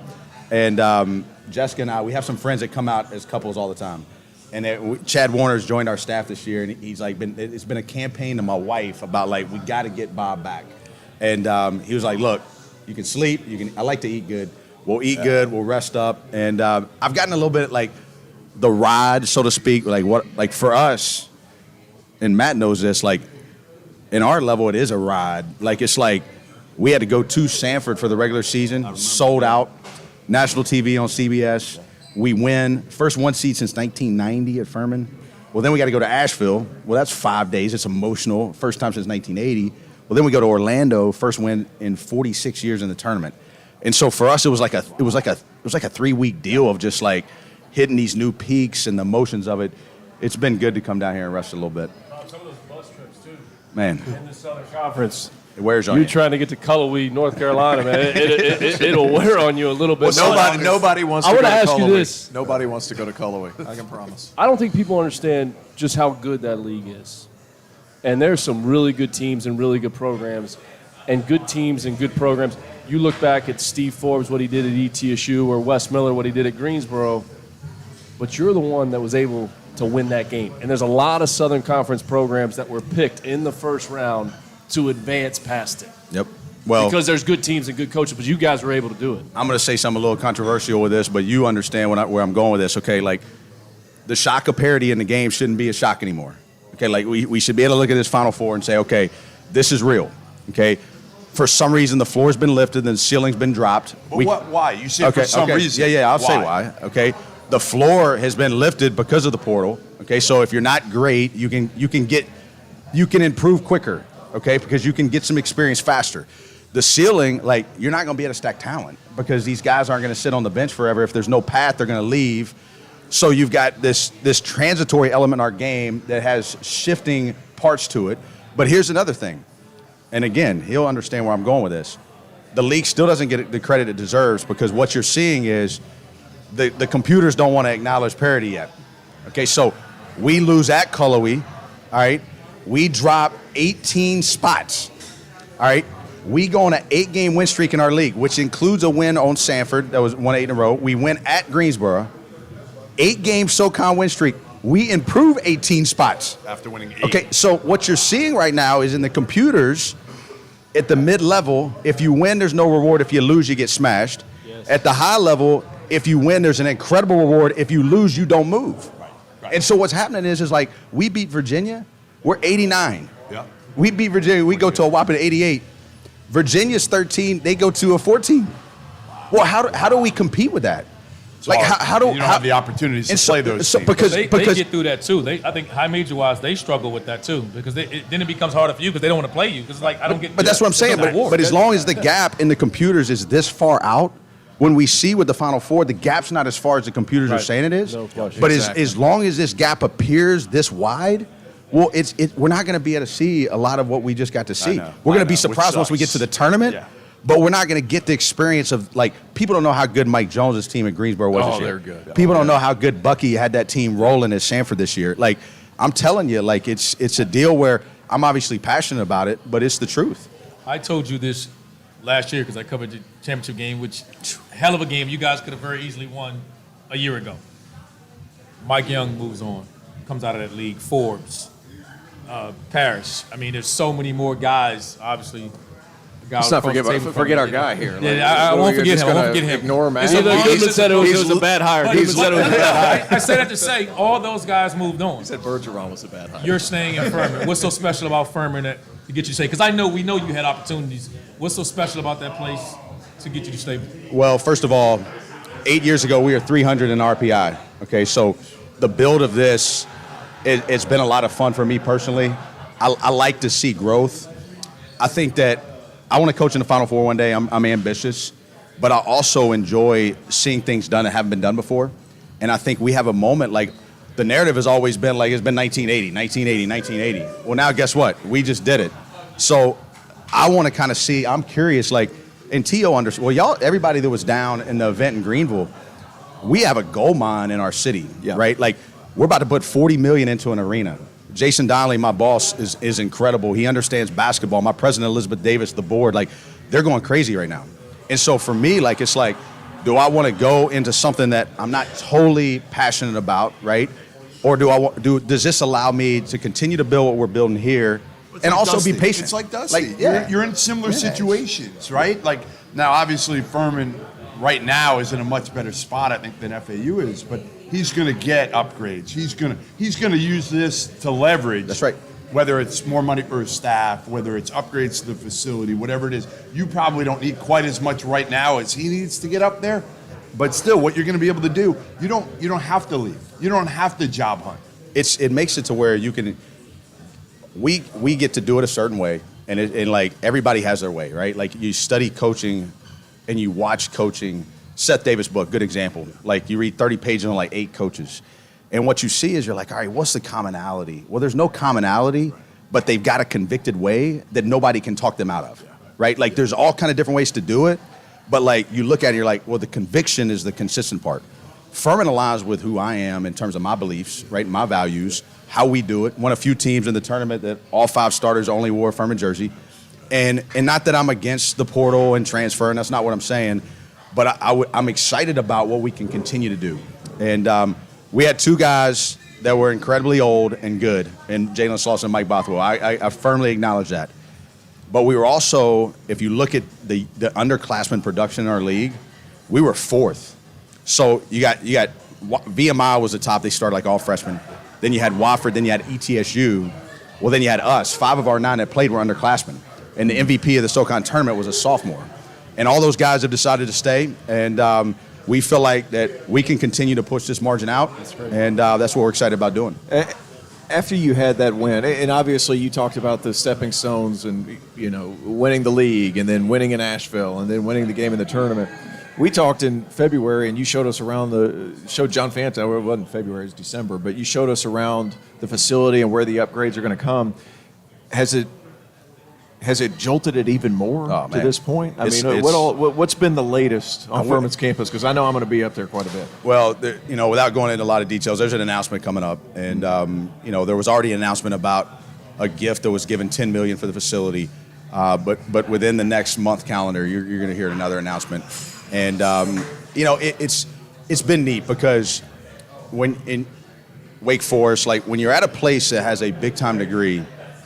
There's a lot of that we've had to battle through when not being good of like, hey, is it one or the other?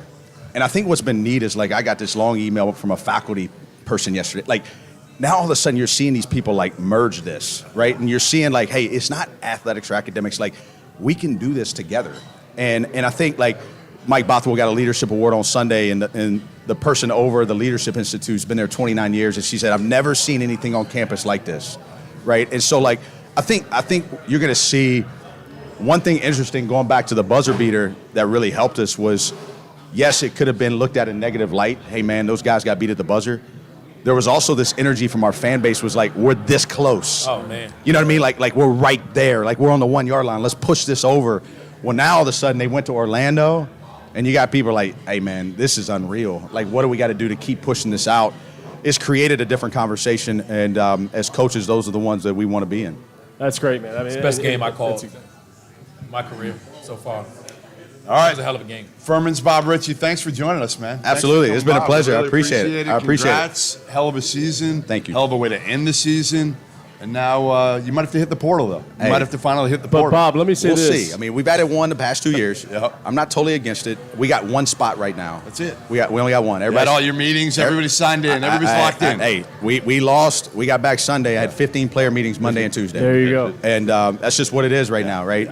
But all our guys want to come back. Well, I mean, why wouldn't you? Again, and obviously NIL probably play a little bit of a part. And you and I talked about earlier this season. No matter where you are, you got to be trying to get some NIL for these kids 100%. to keep them. And obviously, if you're going to go to the portal, bring them in. Well, the only thing I'll say is you're having tremendous success, doing an unbelievable job, and obviously there's going to be, schools, bigger schools, whatever you do.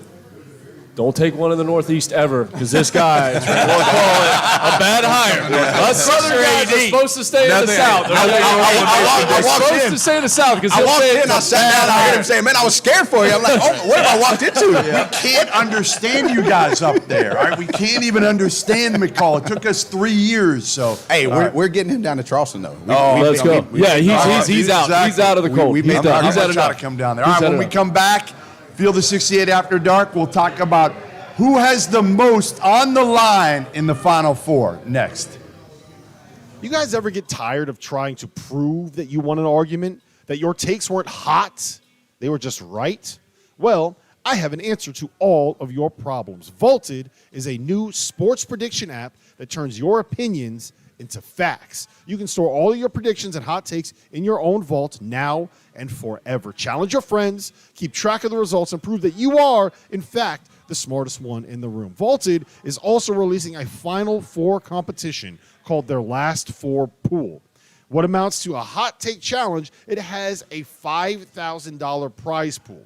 Who doesn't like free money? I like free money. So if you like free money like me, then go and download the Vaulted app at the link below.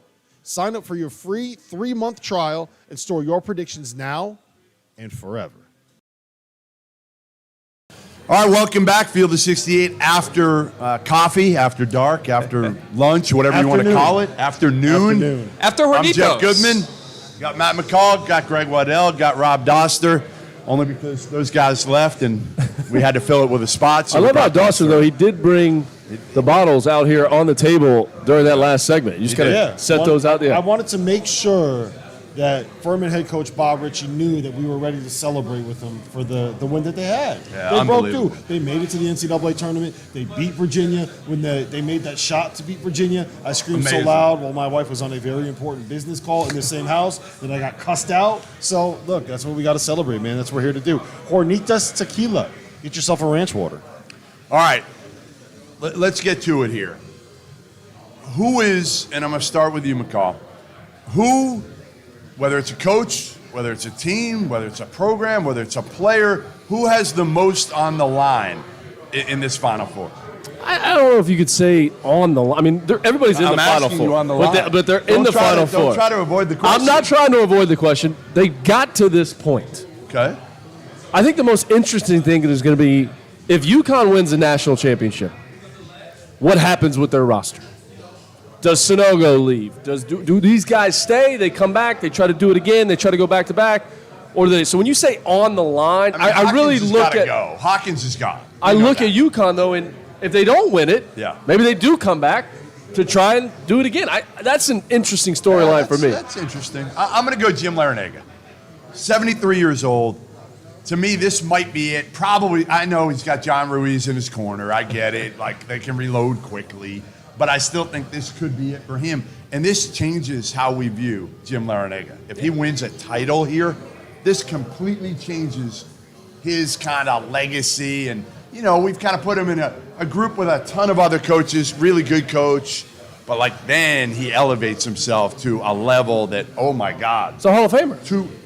Two Final Fours with different teams, winning a title with one. And one of them was George Mason? Right. Yeah. Right. No question. And Miami's no easy job, by the way. No we talked question. about Boston College. The only difference is Miami's got better weather. Way Right. better. Who do you got, Greg? So my answer is right in line with Larinaga. I think it's John Ruiz. Is there any other guy who has a paycheck out there for what he has? Of money. Although, not a lot of money for him, but a lot of money. Right, but I think the interesting thing going forward with this whole situation is if they were to win a national championship this year, can you imagine what that sell is to anybody he wants going forward for the next 5-10 years? Yeah. I mean, and I think other programs are going to catch up to that at a certain point. It changes, right, because, listen, even though Texas Tech, Illinois, some of those other programs didn't win with big NIL, all it takes is one. Right. Like, you're watching that one cut down the nets, and you're like, oh, my God, John Ruiz is there. I mean, honestly, if they win it all, get Ruiz on the ladder. He deserves to cut down the net. Let's get Ruiz cutting down the net. Not just that. You got to get Life Wallet on the banner that you hang up in the arena. That too. I mean, all of You it. gotta He get the should have the logo up net there. hanging around his neck. What's the rule on that? Who cares? There's no rules anymore. McCall, are there rules? McCall? Are there rules? Come on. That's unbelievable. But that would be unreal. if Who do that you guy got, goes up there Dauster? and takes Who do you it. got? I think that it's Dan Hurley. And the reason that I Shocking. say the reason that I say Dan it's Dan Hurley. Hurley is because idiots like you, Goodman. That's why. No, he's not like Because me at all. Idiots like you. He's not who are like- I think that he's playing with house money this one. I've said that. I'm on the record saying that. You hate it. You're saying Stupid now. You're saying House that money. since he's the overwhelming favorite, if he doesn't win in this Final Four, then you're going to call him a failure. No, I'm not going to do that. That's But, what you're man, gonna do. everybody thinks they're going to win it all. Yeah. Everybody thinks they're going to win it favorite all. at Bet Rivers.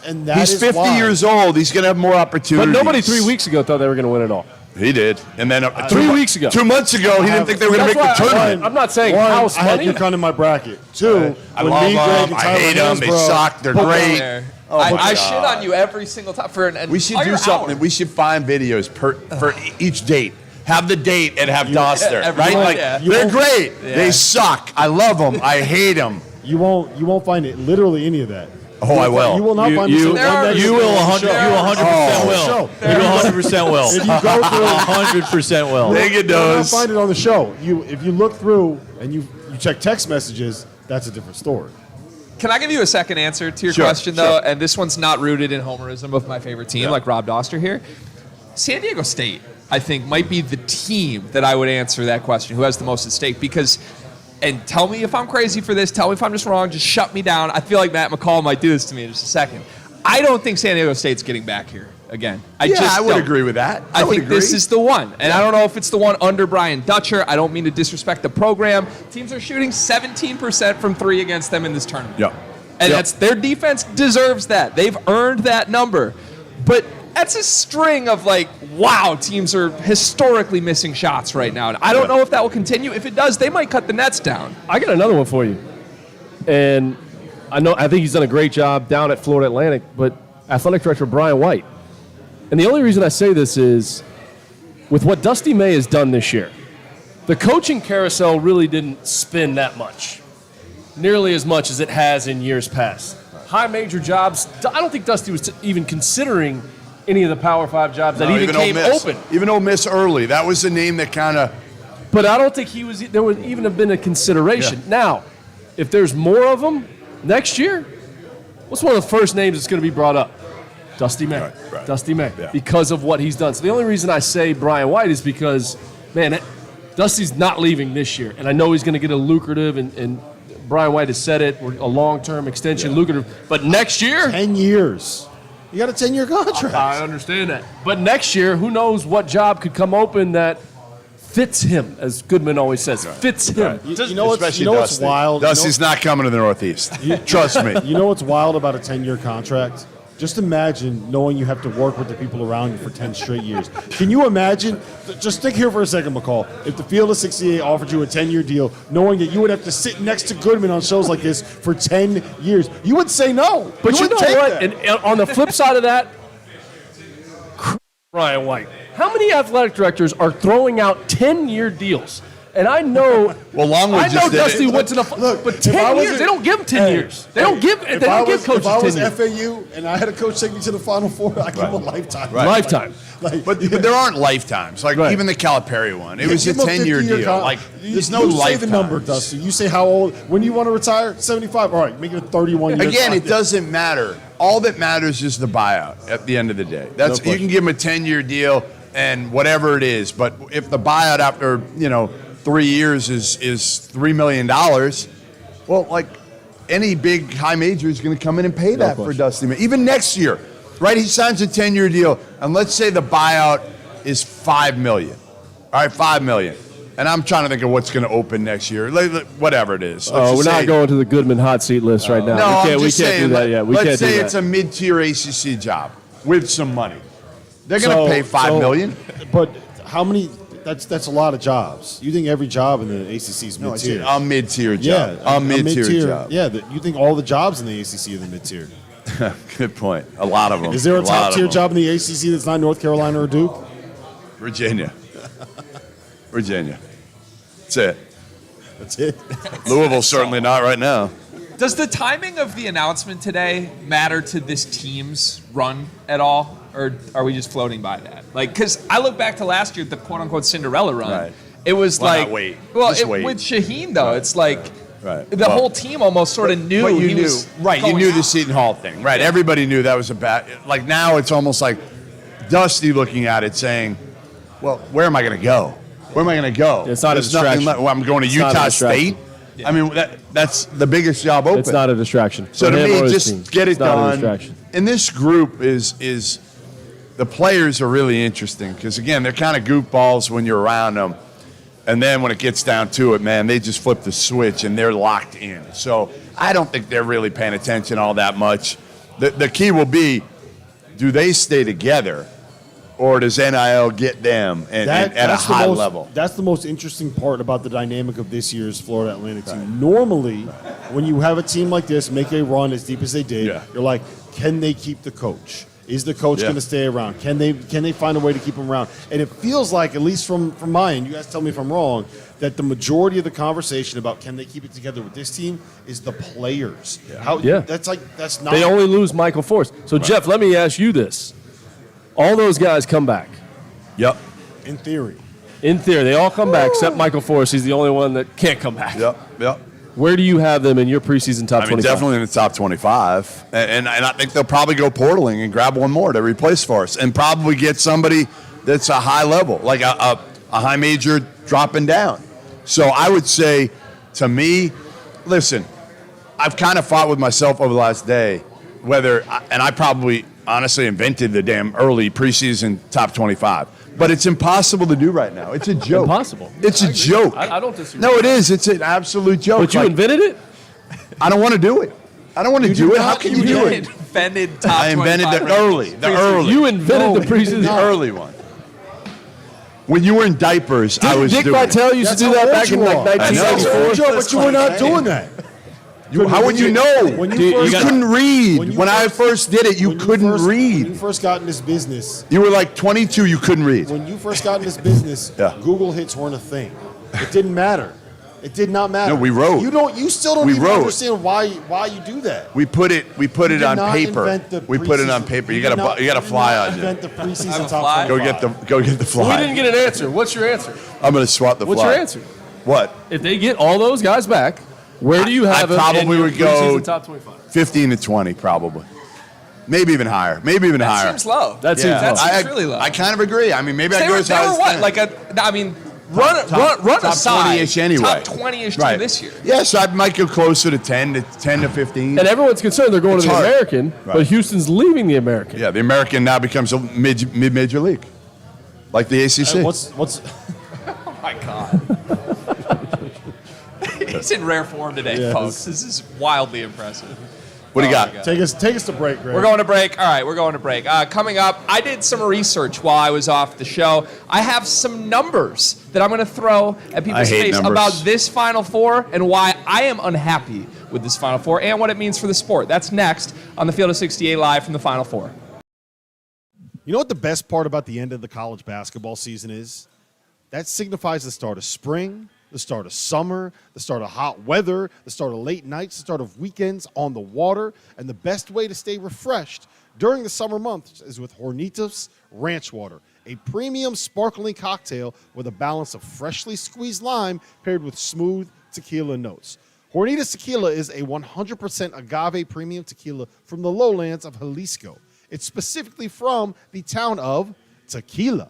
Originating from one of the most historic distilleries, Hornitos paved the way for all future tequila brands, starting with the tequila name. An official partner of the Houston Astros, you can buy Hornitos Ranch Water in a can, or you can come to Houston's best sports bar, Little Woodrows in Edo, and get a fresh, handmade cocktail with Hornitos Tequila. There's nothing better on a warm spring day than Hornitos Ranch Water and a Houston Astros baseball game.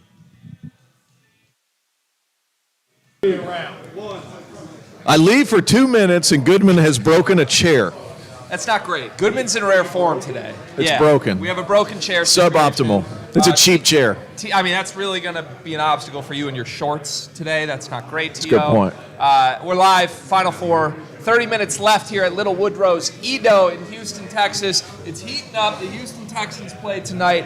There's some buzz. There's some energy. There's some excitement. Hold on, the Astros Houston play that. Astros, sorry, not the Astros I'm play sorry, my brain's dead, guys. I apologize. Also, I don't acknowledge cheaters, so do with that what you will. Guys, Bang the drum.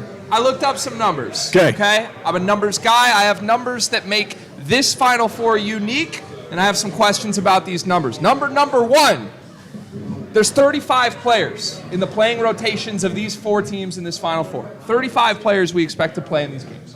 43% of those 35 players came to their team through the transfer portal. It's a high number. That is a high it's number. almost 50%. This might be the lowest that number ever is going forward in this sport. Is that a good or a bad thing? And do you think that number will keep rising, T.O.? It's a lot of numbers. I'm going to pass and let Rob answer, and then I'm going to come back. I don't think that it matters. I don't think that it matters for a couple different reasons. One, even if guys are transferring, it means that they are staying in college, right? It means that they are staying relevant. It means that they are staying on the floor. And two, it just like this is the era that we're in. And at the end of the day, as long as if you look at what UConn's rotation is, right? UConn has 3 guys that have been there for 3 years. They have 4 transfers that they brought in, and they have a freshman, right? The 3 guys are the names that everyone is going to know, everyone that have been around there for years. Everyone knows Adama Sanogo. Everyone knows Jordan Hawkins. Everyone knows Andre Jackson. Those are the guys that fans can kind of connect with. Then you build out the pieces around them. And you bring in a freshman, 1 to 2 freshmen, and build your rosters that way. That's what I think the norm is going to be moving forward when it comes to these programs. And as long as you have those faces, my biggest issue, and I think the biggest problem that college basketball has faced is the lack of familiarity that fans are going to have with players, right? And I think that the advent of NIL is why you see big names like Armando Baycott and big names like Oscar Sheway and big names like Hunter Dickinson and, maybe next season big names like Adama Sanogo coming back to school. They can make more money off NIL in college than they can in the pros, right? You need that with every team. You need guys that fans can connect with. And I do think that having transfers that can come in and play a year or two will help with that. Because they're not leaving and then sitting out for a year. They're leaving and they're playing right away. And, frankly, it creates more buzz and stuff for us to talk about. How much content are we going to get out of the transfer portal over the course of the next 2 months? A lot. And after thinking about it for a second, I think, will it eventually settle down a little bit? Because it's still fairly new, the one-time transfers. And we're going to learn a lot about the NCAA coming up over the next 6 months. And what do I mean by that? If they are stringent on two-time transfers without the graduate degree, it's going to slow down the transfer portal just a little bit. Not much, but just a little bit. To say that it would, I think it's a fair evaluation to say that this will be the lowest it's going to be moving forward, simply because this is the name of the game. And I really like what Bob Richey said a couple of segments ago as far as that's what's going to breed competitive advantage for some of the smaller leagues, because the ceiling is going to be lowered and the floor is going to be raised. There's just a bigger talent pool to where everybody's going to play, and you're going to have access to better players at the mid and low major levels, right? What do you think? That's a hard question. There were so many numbers. My brain was in a pretzel. Again, the numbers will move, but not as much as you think. I think that's normal, I think, in today's time. So I don't think it's high.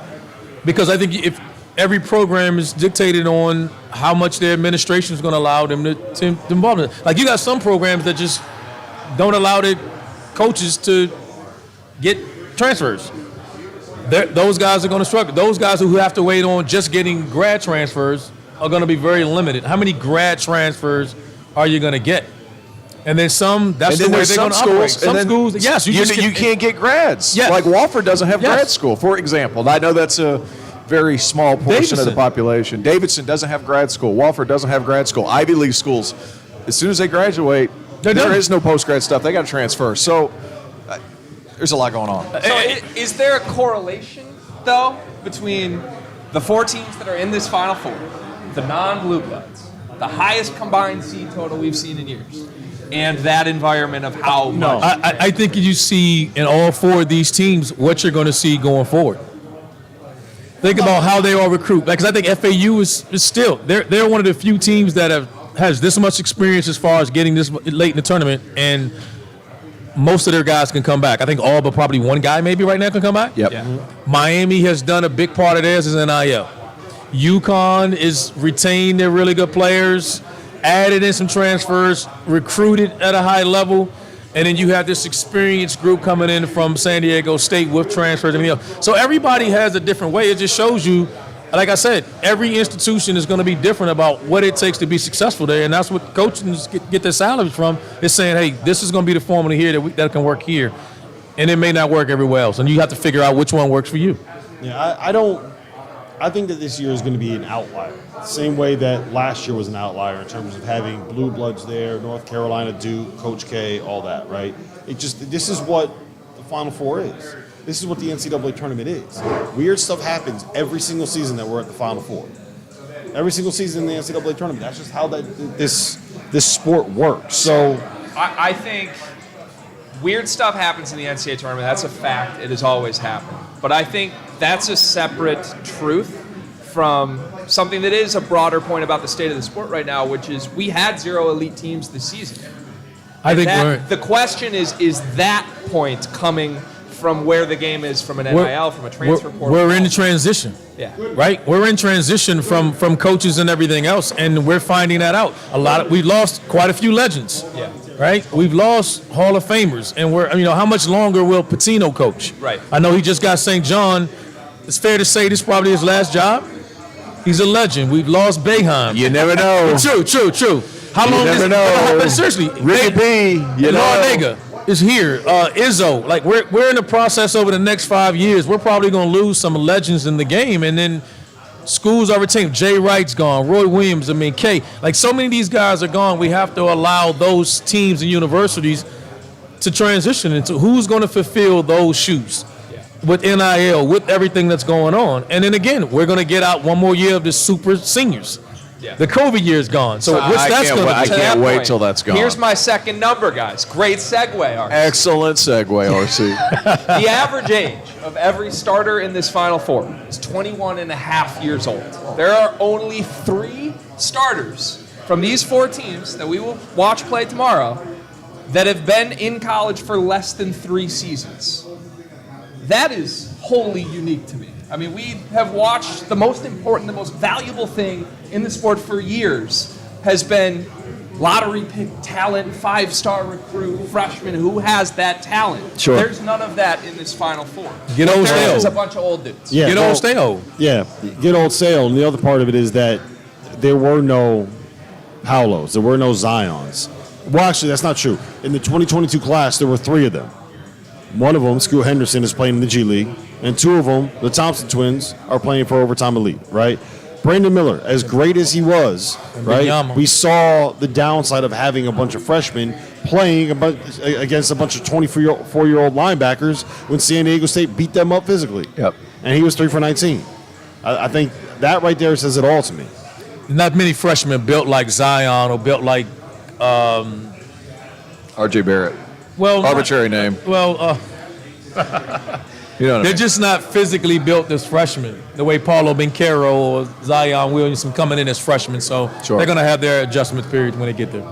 So is that something that will stay, though? Because that rule is going to go away, right? Like, maybe we don't expect the transfer portal thing to quiet down, but 3 years from now, guys aren't going to be able to play 5-6 years of eligibility in school. No, not unless it's an injury. I think you're going to see the return of the freshmen after this Impact. COVID. Yeah, the return of the impact of the freshmen is going to come back after. When is it over? Next year, one more year. Are you sure? RC's counting down the days. I think it's 2 more years. I have a proposal. Tell me what you guys think about this. Is it Because before? Is it 2 years? Baycott was a freshman when his freshman year is when it happened. Yeah, I think next year is. Next year is the last year. Next year's the last year. full Like, guy. here's now the you thing, have guys that coaches are ready for it to be over too. Everybody's ready. Everybody's ready for this People thing are to trying be to put over. together San Diego rosters. State's not ready for it to be over. No, those guys still got 2 more years They left. got 7 24-year-olds, and they're in the Final Four. Yeah. Grown men. How about this for a proposal? You get 5 years of eligibility if we can also make it be 6 fouls per game that each player gets. What's the correlation there? Nothing. I'm just sick of seeing guys get in foul trouble and sit on the bench. I wish there was a age limit on collegiate athletics to some extent. You don't wanna Outside of religious beliefs or somebody going on some type of retreat. Like a Mormon mission or something Mormon like mission that. or something like that. I don't. And that's, again, I'm with the COVID year right now, but when it's over, I just think it's really, people don't understand the difference. That's like if your son is playing AAU basketball. Like, imagine taking a 17U team playing against a 12U. If you want to explain AAU basketball, just go to the pump party. All right, I got questions for you guys. So That's AAU basketball. we talked a little bit about breaking down the UConn Miami game. Yeah. I want to talk about some numbers here that we can kind of get into a little bit. Numbers. So, T.O., we talked about it a little bit earlier. Yeah. We said that we thought the key was going to be Isaiah Wong Yes. and Nigel Pack. Well, over at Underdog Fantasy, you can use the code FIELD at UnderdogFantasy.com or download the Underdog Fantasy app. Not a gambling website. Not a gambling website. Get $100, up to $100, 100% deposit match on your first deposit. So you said that you thought Isaiah Wong was the key, right? You said that you thought he was the X factor. You said that you thought Right that place, he wrong gives time. Right place, wrong time. Miami a ceiling. Do you think he'll go higher or lower on 15.5 points against UConn on Saturday night? And why? I think he's going higher. Why? I just feel he is such an electric shot creator. I think Andre Jackson might have his hands full. Like, he is so good in ball fakes, shooting after ball fakes when he picks the ball up. Like, that dude is good. He is good. That's probably the worst analysis I have ever given. Yeah, I know. There's a reason why I was good. He's not just good. He's good because that dude can ball. That Rob. dude is good. He's so crafty in how he can score. He's long enough to shoot over most guys. Andre Jackson obviously is going to be an exception there. I would say he does go over 15.5 points because, quite frankly, guys, he's going to have to in order for them to compete with UConn. Yep. RC? I think he will, but again, it's not as simple as saying, "Hey, Jackson's going to be guarding him." I don't think Jackson will guard him. I think Jackson will be on. I think Jackson will probably be on Poplar. No, maybe they'll put him on Wong. I would put him on Wong. Put him on Wong. Right place, Wong time. Put Tristan Newton on Poplar, then put Jordan. No, you don't want to put Jordan Hawkins. I don't know, man. They're a matchup nightmare. Listen, I'm telling you. that's what I say. Right now? That's what I've always said about them. I think, and again, the good thing about, or the difficult thing about guarding this team is they have so many guys that can create and break you down and get you in rotation, and they push pace, and UConn plays with pace, but there's just the way that UConn can attack you is just tough. Yep. I mean, Miami can attack you. It's tough. What's Norchad Omier rebounds? Give me that. Higher or lower on 10 rebounds and higher or lower on 11.5 points. Higher, 10 rebounds. He's averaging 13.25 rebounds in the NCAA tournament. Boom, numbers. UConn front court, awesome. Omier's a dog, man. He's a dog. I think He's gonna have to. Like everything that we're saying is these guys are gonna have to do that if Miami's gonna compete. What's the news? Portal. Oh, I called it. We're in the middle. No, hold on. Finish it. Hold on. Finish it. Go away. Walk away. Come back in 5 minutes. So, Omier. To be honest. Can we talk about that next? Chad. Norchad, Yes. over 10 rebounds. Over 10 rebounds. And the reason why. Hunter Dickinson's portaling. My best player is portaling. Can we go Finish to the break and read. come back and Finish talk the about read. this? Finish the read. Underdog Fantasy. Get a $100 deposit match up to $100. Use code FIELD, FIELD. Coming up on the Field of 68 live from the Final Four. My favorite team's best player is in the transfer portal. And he's going to play for Ed Cooley. What the hell? That's not real. That's not real. Today's episode of the Field of 68 After Dark is presented by our partners over at Underdog Fantasy, the easiest place to play college basketball pick'em, where you can win real cash prizes simply by picking player stats in this weekend's Final Four games. And pick'em, all you do is pick whether a player will go higher or lower on Underdog's projected totals, whether it's points or rebounds or assists or all of them combined. If you're like me and you think Adama Sanogo is going to go nuts this weekend, pick higher on his points projection, pick higher on his rebounds projection, maybe throw in a lower on Matt Bradley's scoring totals, a higher on Isaiah Wong, whatever it is that you like. Put them all together, and if you hit them all, then you can win as much as 20 times your money on a single game. Underdog's slick mobile app is easy enough that dummies like Jeff Goodman have even figured out how to use it. So go to UnderdogFantasy.com or download the app and use the code FIELD, that's FIELD, to get a 100% deposit match up to $100. Back, Field of 68 live from the Final Four. It's been a hell of a week already. There's a ton of more content coming your way. Here we are live at Little Woodrows, Edo location, where we have been in the afternoons the last few days this week. Awesome spot here in Houston. We got Randolph Childress, we got Terrence Oglesby, we got Jeff Goodman. My name is Greg Waddell, and my team's best player just hit the transfer portal. I'm talking, of course, about Michigan Wolverines center Hunter Dickinson, maybe former Michigan Wolverines center Hunter Dickinson. Jeff, what is happening here? What do you expect? What does this mean? I mean, Hunter just texted me. He said everybody's in play right now. That he doesn't have. Now, I would expect, obviously, he's going to go somewhere where there's a large NIL component, number one. And I would expect he probably goes somewhere closer to home, in the Maryland, D.C. area, but maybe not. I mean, again, if you're Hunter Dickinson right now, you want to get paid, you want to have a point guard. Because when I talked to him a year ago, those were the biggest things for him was he wanted to have a point guard. And this year, they really didn't have one. I mean, at the end, obviously, Doug did a pretty good job, but Jalen Llewellyn, who knows what he would have been? A lot of people use that as an excuse for Michigan. Right. I mean, it was a team that just didn't fit each other, really. What's that? It was a team that just didn't fit each other. He needs shooting around. If you're Hunter, you need a point guard. Sure. Right? And you're going to need NIL, and I think you're going to want to win. You're going to want to get in the NCAA tournament. So I don't know who that is at this point. A lot of people are going to speculate with like a Georgetown with Ed Cooley taking that job. We'll see what Cooley puts together for him first. Sure. So I'm going to speak from my heart here, I might need to be careful, gentlemen. Careful.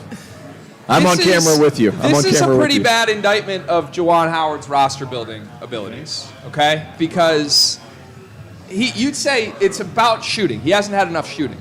Hunter has now had 2 consecutive seasons where he's played next to a guy who's going to be taken in the first round of the NBA draft due to specifically having shooting as their strongest skill set. Caleb Houston and Jet Howard. He's had Caleb dudes. Houston couldn't shoot. Caleb Houston absolutely could shoot. At home, away from home, that's a different story. Yeah. But the problem is, like, he's had dudes. Those dudes do not. No, they've had talent. Like, there's not 30 of them, but to your point, the fit didn't work because Terrence Williams was unplayable at the 4 this year. The fit didn't work the year before because Musa Diabate didn't work next to Hunter. Right. He never figured out the point guard position. We're looking at a bunch of teams who are making the Final Four in large part because they brought in transfers that worked. Yeah. Juwan Howard has not done that. Is it all his fault? I don't know. But, guys, to lose Hunter Dickinson potentially, and not just lose him, they're almost going through a rebuild. They almost went through a rebuild this year with a veteran. What if they lose Bufkin too? Yeah, it's starting from scratch. Which could happen. Yeah, I mean, listen, it's crazy to think that two years ago right now? Yeah. That we were ready to put Juwan Howard in the Hall of Fame. I mean, we were like Elite 8. We were like, he can have any NBA job he wants. Everybody's going to want him, but he's not going anywhere because he's got his kid coming in. And now... And that's, again, listen, it's me. I know I'm going to bang the same drum about the former NBA guys. But, again, he was kind of the guy right now that we were saying was the outlier. And now he's no longer the outlier. I don't know if that changes, though. It's just the landscape of college basketball. Can you recover from losing a guy like that? I don't think anybody can lose. That's like saying, was Indiana be Indiana if Trace Jackson Davis had hit the portal? Or is Purdue if Zach Edey hits the portal? You're going to lose that, but I think he's got talent. He's done well there. But I think you're seeing it with all the Blue Bloods. Like we talked about, every program that's hard to win with elite, it's hard to win because the elite programs are not immune to what's going on in this climate. Yep. They're just not. No matter how good you are, this is the times we're living in. Like your best player can walk in the door right now and say, oh, you know what, I'm just going to throw my name in. Because I think NIL-wise, Michigan could come up with enough money to say, hey, if it's just about NIL. They were behind. They would be high on the list to say, hey, this is. Here's my thing, and I'm just trying to think from the other side. You know, what does this mean for Juwan? Well, if you look at his recent rosters, there's a lot of talent on those rosters. Maybe Hunter Dickinson didn't fit what Juwan wants as a 5-man, but of course he has been utterly dominant since he's been there. Now, say you go look at last year, and Hunter Dickinson's not there. Musa Diabate's playing at the 5. They're a lot quicker. They're a lot rangier. They're a lot more athletic, especially on the defensive end.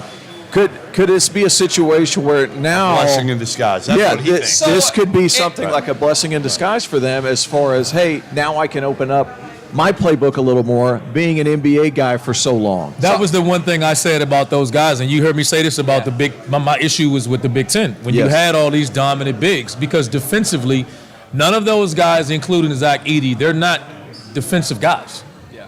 They're offensive guys that are a liability somewhat in defense because you can only really play them in drop coverage.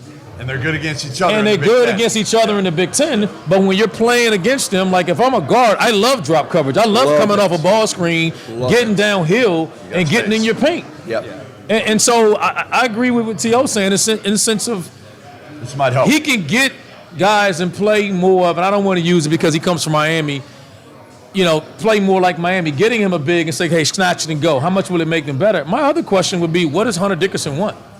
Because if the ambition is to make money, I'm pretty sure Michigan make money. If he's playing for an NBA big man coach. Like that would be my real question about what do you want? Because sometimes you say you want it and then I don't know. I don't think he's going to get from that standpoint. I don't think you're going to improve on that. I actually think a new surrounding could help Hunter at this point. A breath of fresh air. I was sometimes it gets stale. I was very in on the idea of maybe you remove Hunter and things look a little better for Michigan. Yeah. When I thought Kobe Bufkin's on next year's roster, when I thought there were some other guys I really trust, if they're starting from scratch with a roster of Doug McDaniel, Terrence Reed, and who the hell knows, that's a lot different. And I think that changed over the last month of the season, where Hunter really did elevate his game in a way that was trying to drag that team to the tournament. Oh, he did. I mean, and it still wasn't enough. Right. He was really good, but again, Jet was hurt and wasn't playing great. Obviously, we know he was a freshman. In a lot of ways, he was a freshman and showed it on the defensive end. But yeah, I mean, this will be interesting to see. Like you said, does Michigan take another step down when they weren't even a tournament team this year? And then Hunter, where does he go, and how does that team look? Because again, these traditional bigs, they're really good in the regular season, and they can help you maybe get a contract extension if you're a coach. But are you going to win in March? And the other thing about those guys we talk about too, you have to play through them on the offensive end. They have to put up monster numbers because none of those guys are perimeter threats. So you have to, because you're giving up too much on the other end.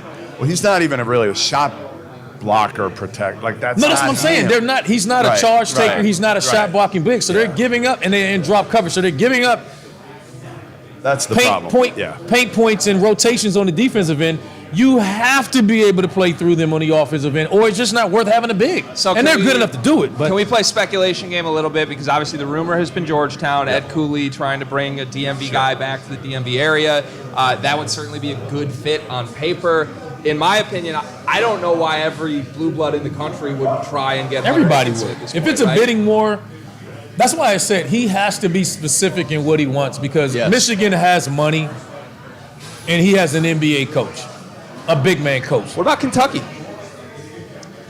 Oscar Tshiebwe, transfer center, National Player of the Year. What's the difference in what Oscar Tshiebwe went through and what he went through? Why would he leave there? He was the National Player of the Year. His first year at Kentucky as a transfer. I don't think that matters to Hunter? To Hunter Dickinson. Okay. Going in the portal to go to Kentucky to be National Player of the Year. See, I think the number one thing that matters to Hunter Dickinson is Hunter Dickinson. I think it just kind of is who the guy is. The higher profile. Just tell him to stop doing the damn podcast. Well, he likes to be the villain. Get rid That's of the a podcast. very true thing. Number right? one thing, because again, those guys are doing him a disservice. They're doing him a disservice because they're just trying to make him say dumb shit. Well, and he doesn't need any help to do that. We know that. Yeah, but you know what, Hunter? I disagree. I think if again Hunter did a podcast with somebody else who was actually professional to some degree. That and knew college basketball as well, that they could help him. They could help him in the perception of Hunter. I just don't think he's helped himself that way. No. I think if I had to make a prediction, I don't think he ends up at Georgetown. I think he ends up at some blue blood, whether that's Kentucky, whether that's Duke. Like, can you imagine Hunter Dickinson playing the villain role as Duke center? Oh, boy. Oh, my God. It'd be awesome, right? Yeah, again, if you're Duke, do you want him because you got to play a certain way? That's the thing I think. And John Shire, I don't think really wants to play that way. He's young. He knows the way that they need to play right now. Yep. Right? He knows what wins. But what are like an older dude, like a Mike Woodson. To me, those are the guys that are going to want Hunter Dickinson. Some of those older dudes that are used to playing a certain, like even Bill Self right now. Would he take Hunter Dickinson? Bill Self, that'd be a good fit. All these dudes would take him. John Shire brought in I started thinking Ryan but everybody would take him. He was a role guy. Everybody would take Ryan him. Young was Played a lot of minutes for everybody him. would take him. Especially early. Yeah. Yes. But you brought him in knowing he was a role guy. You weren't building around Ryan Young. Sure. If you have Hunter, you have to build around him.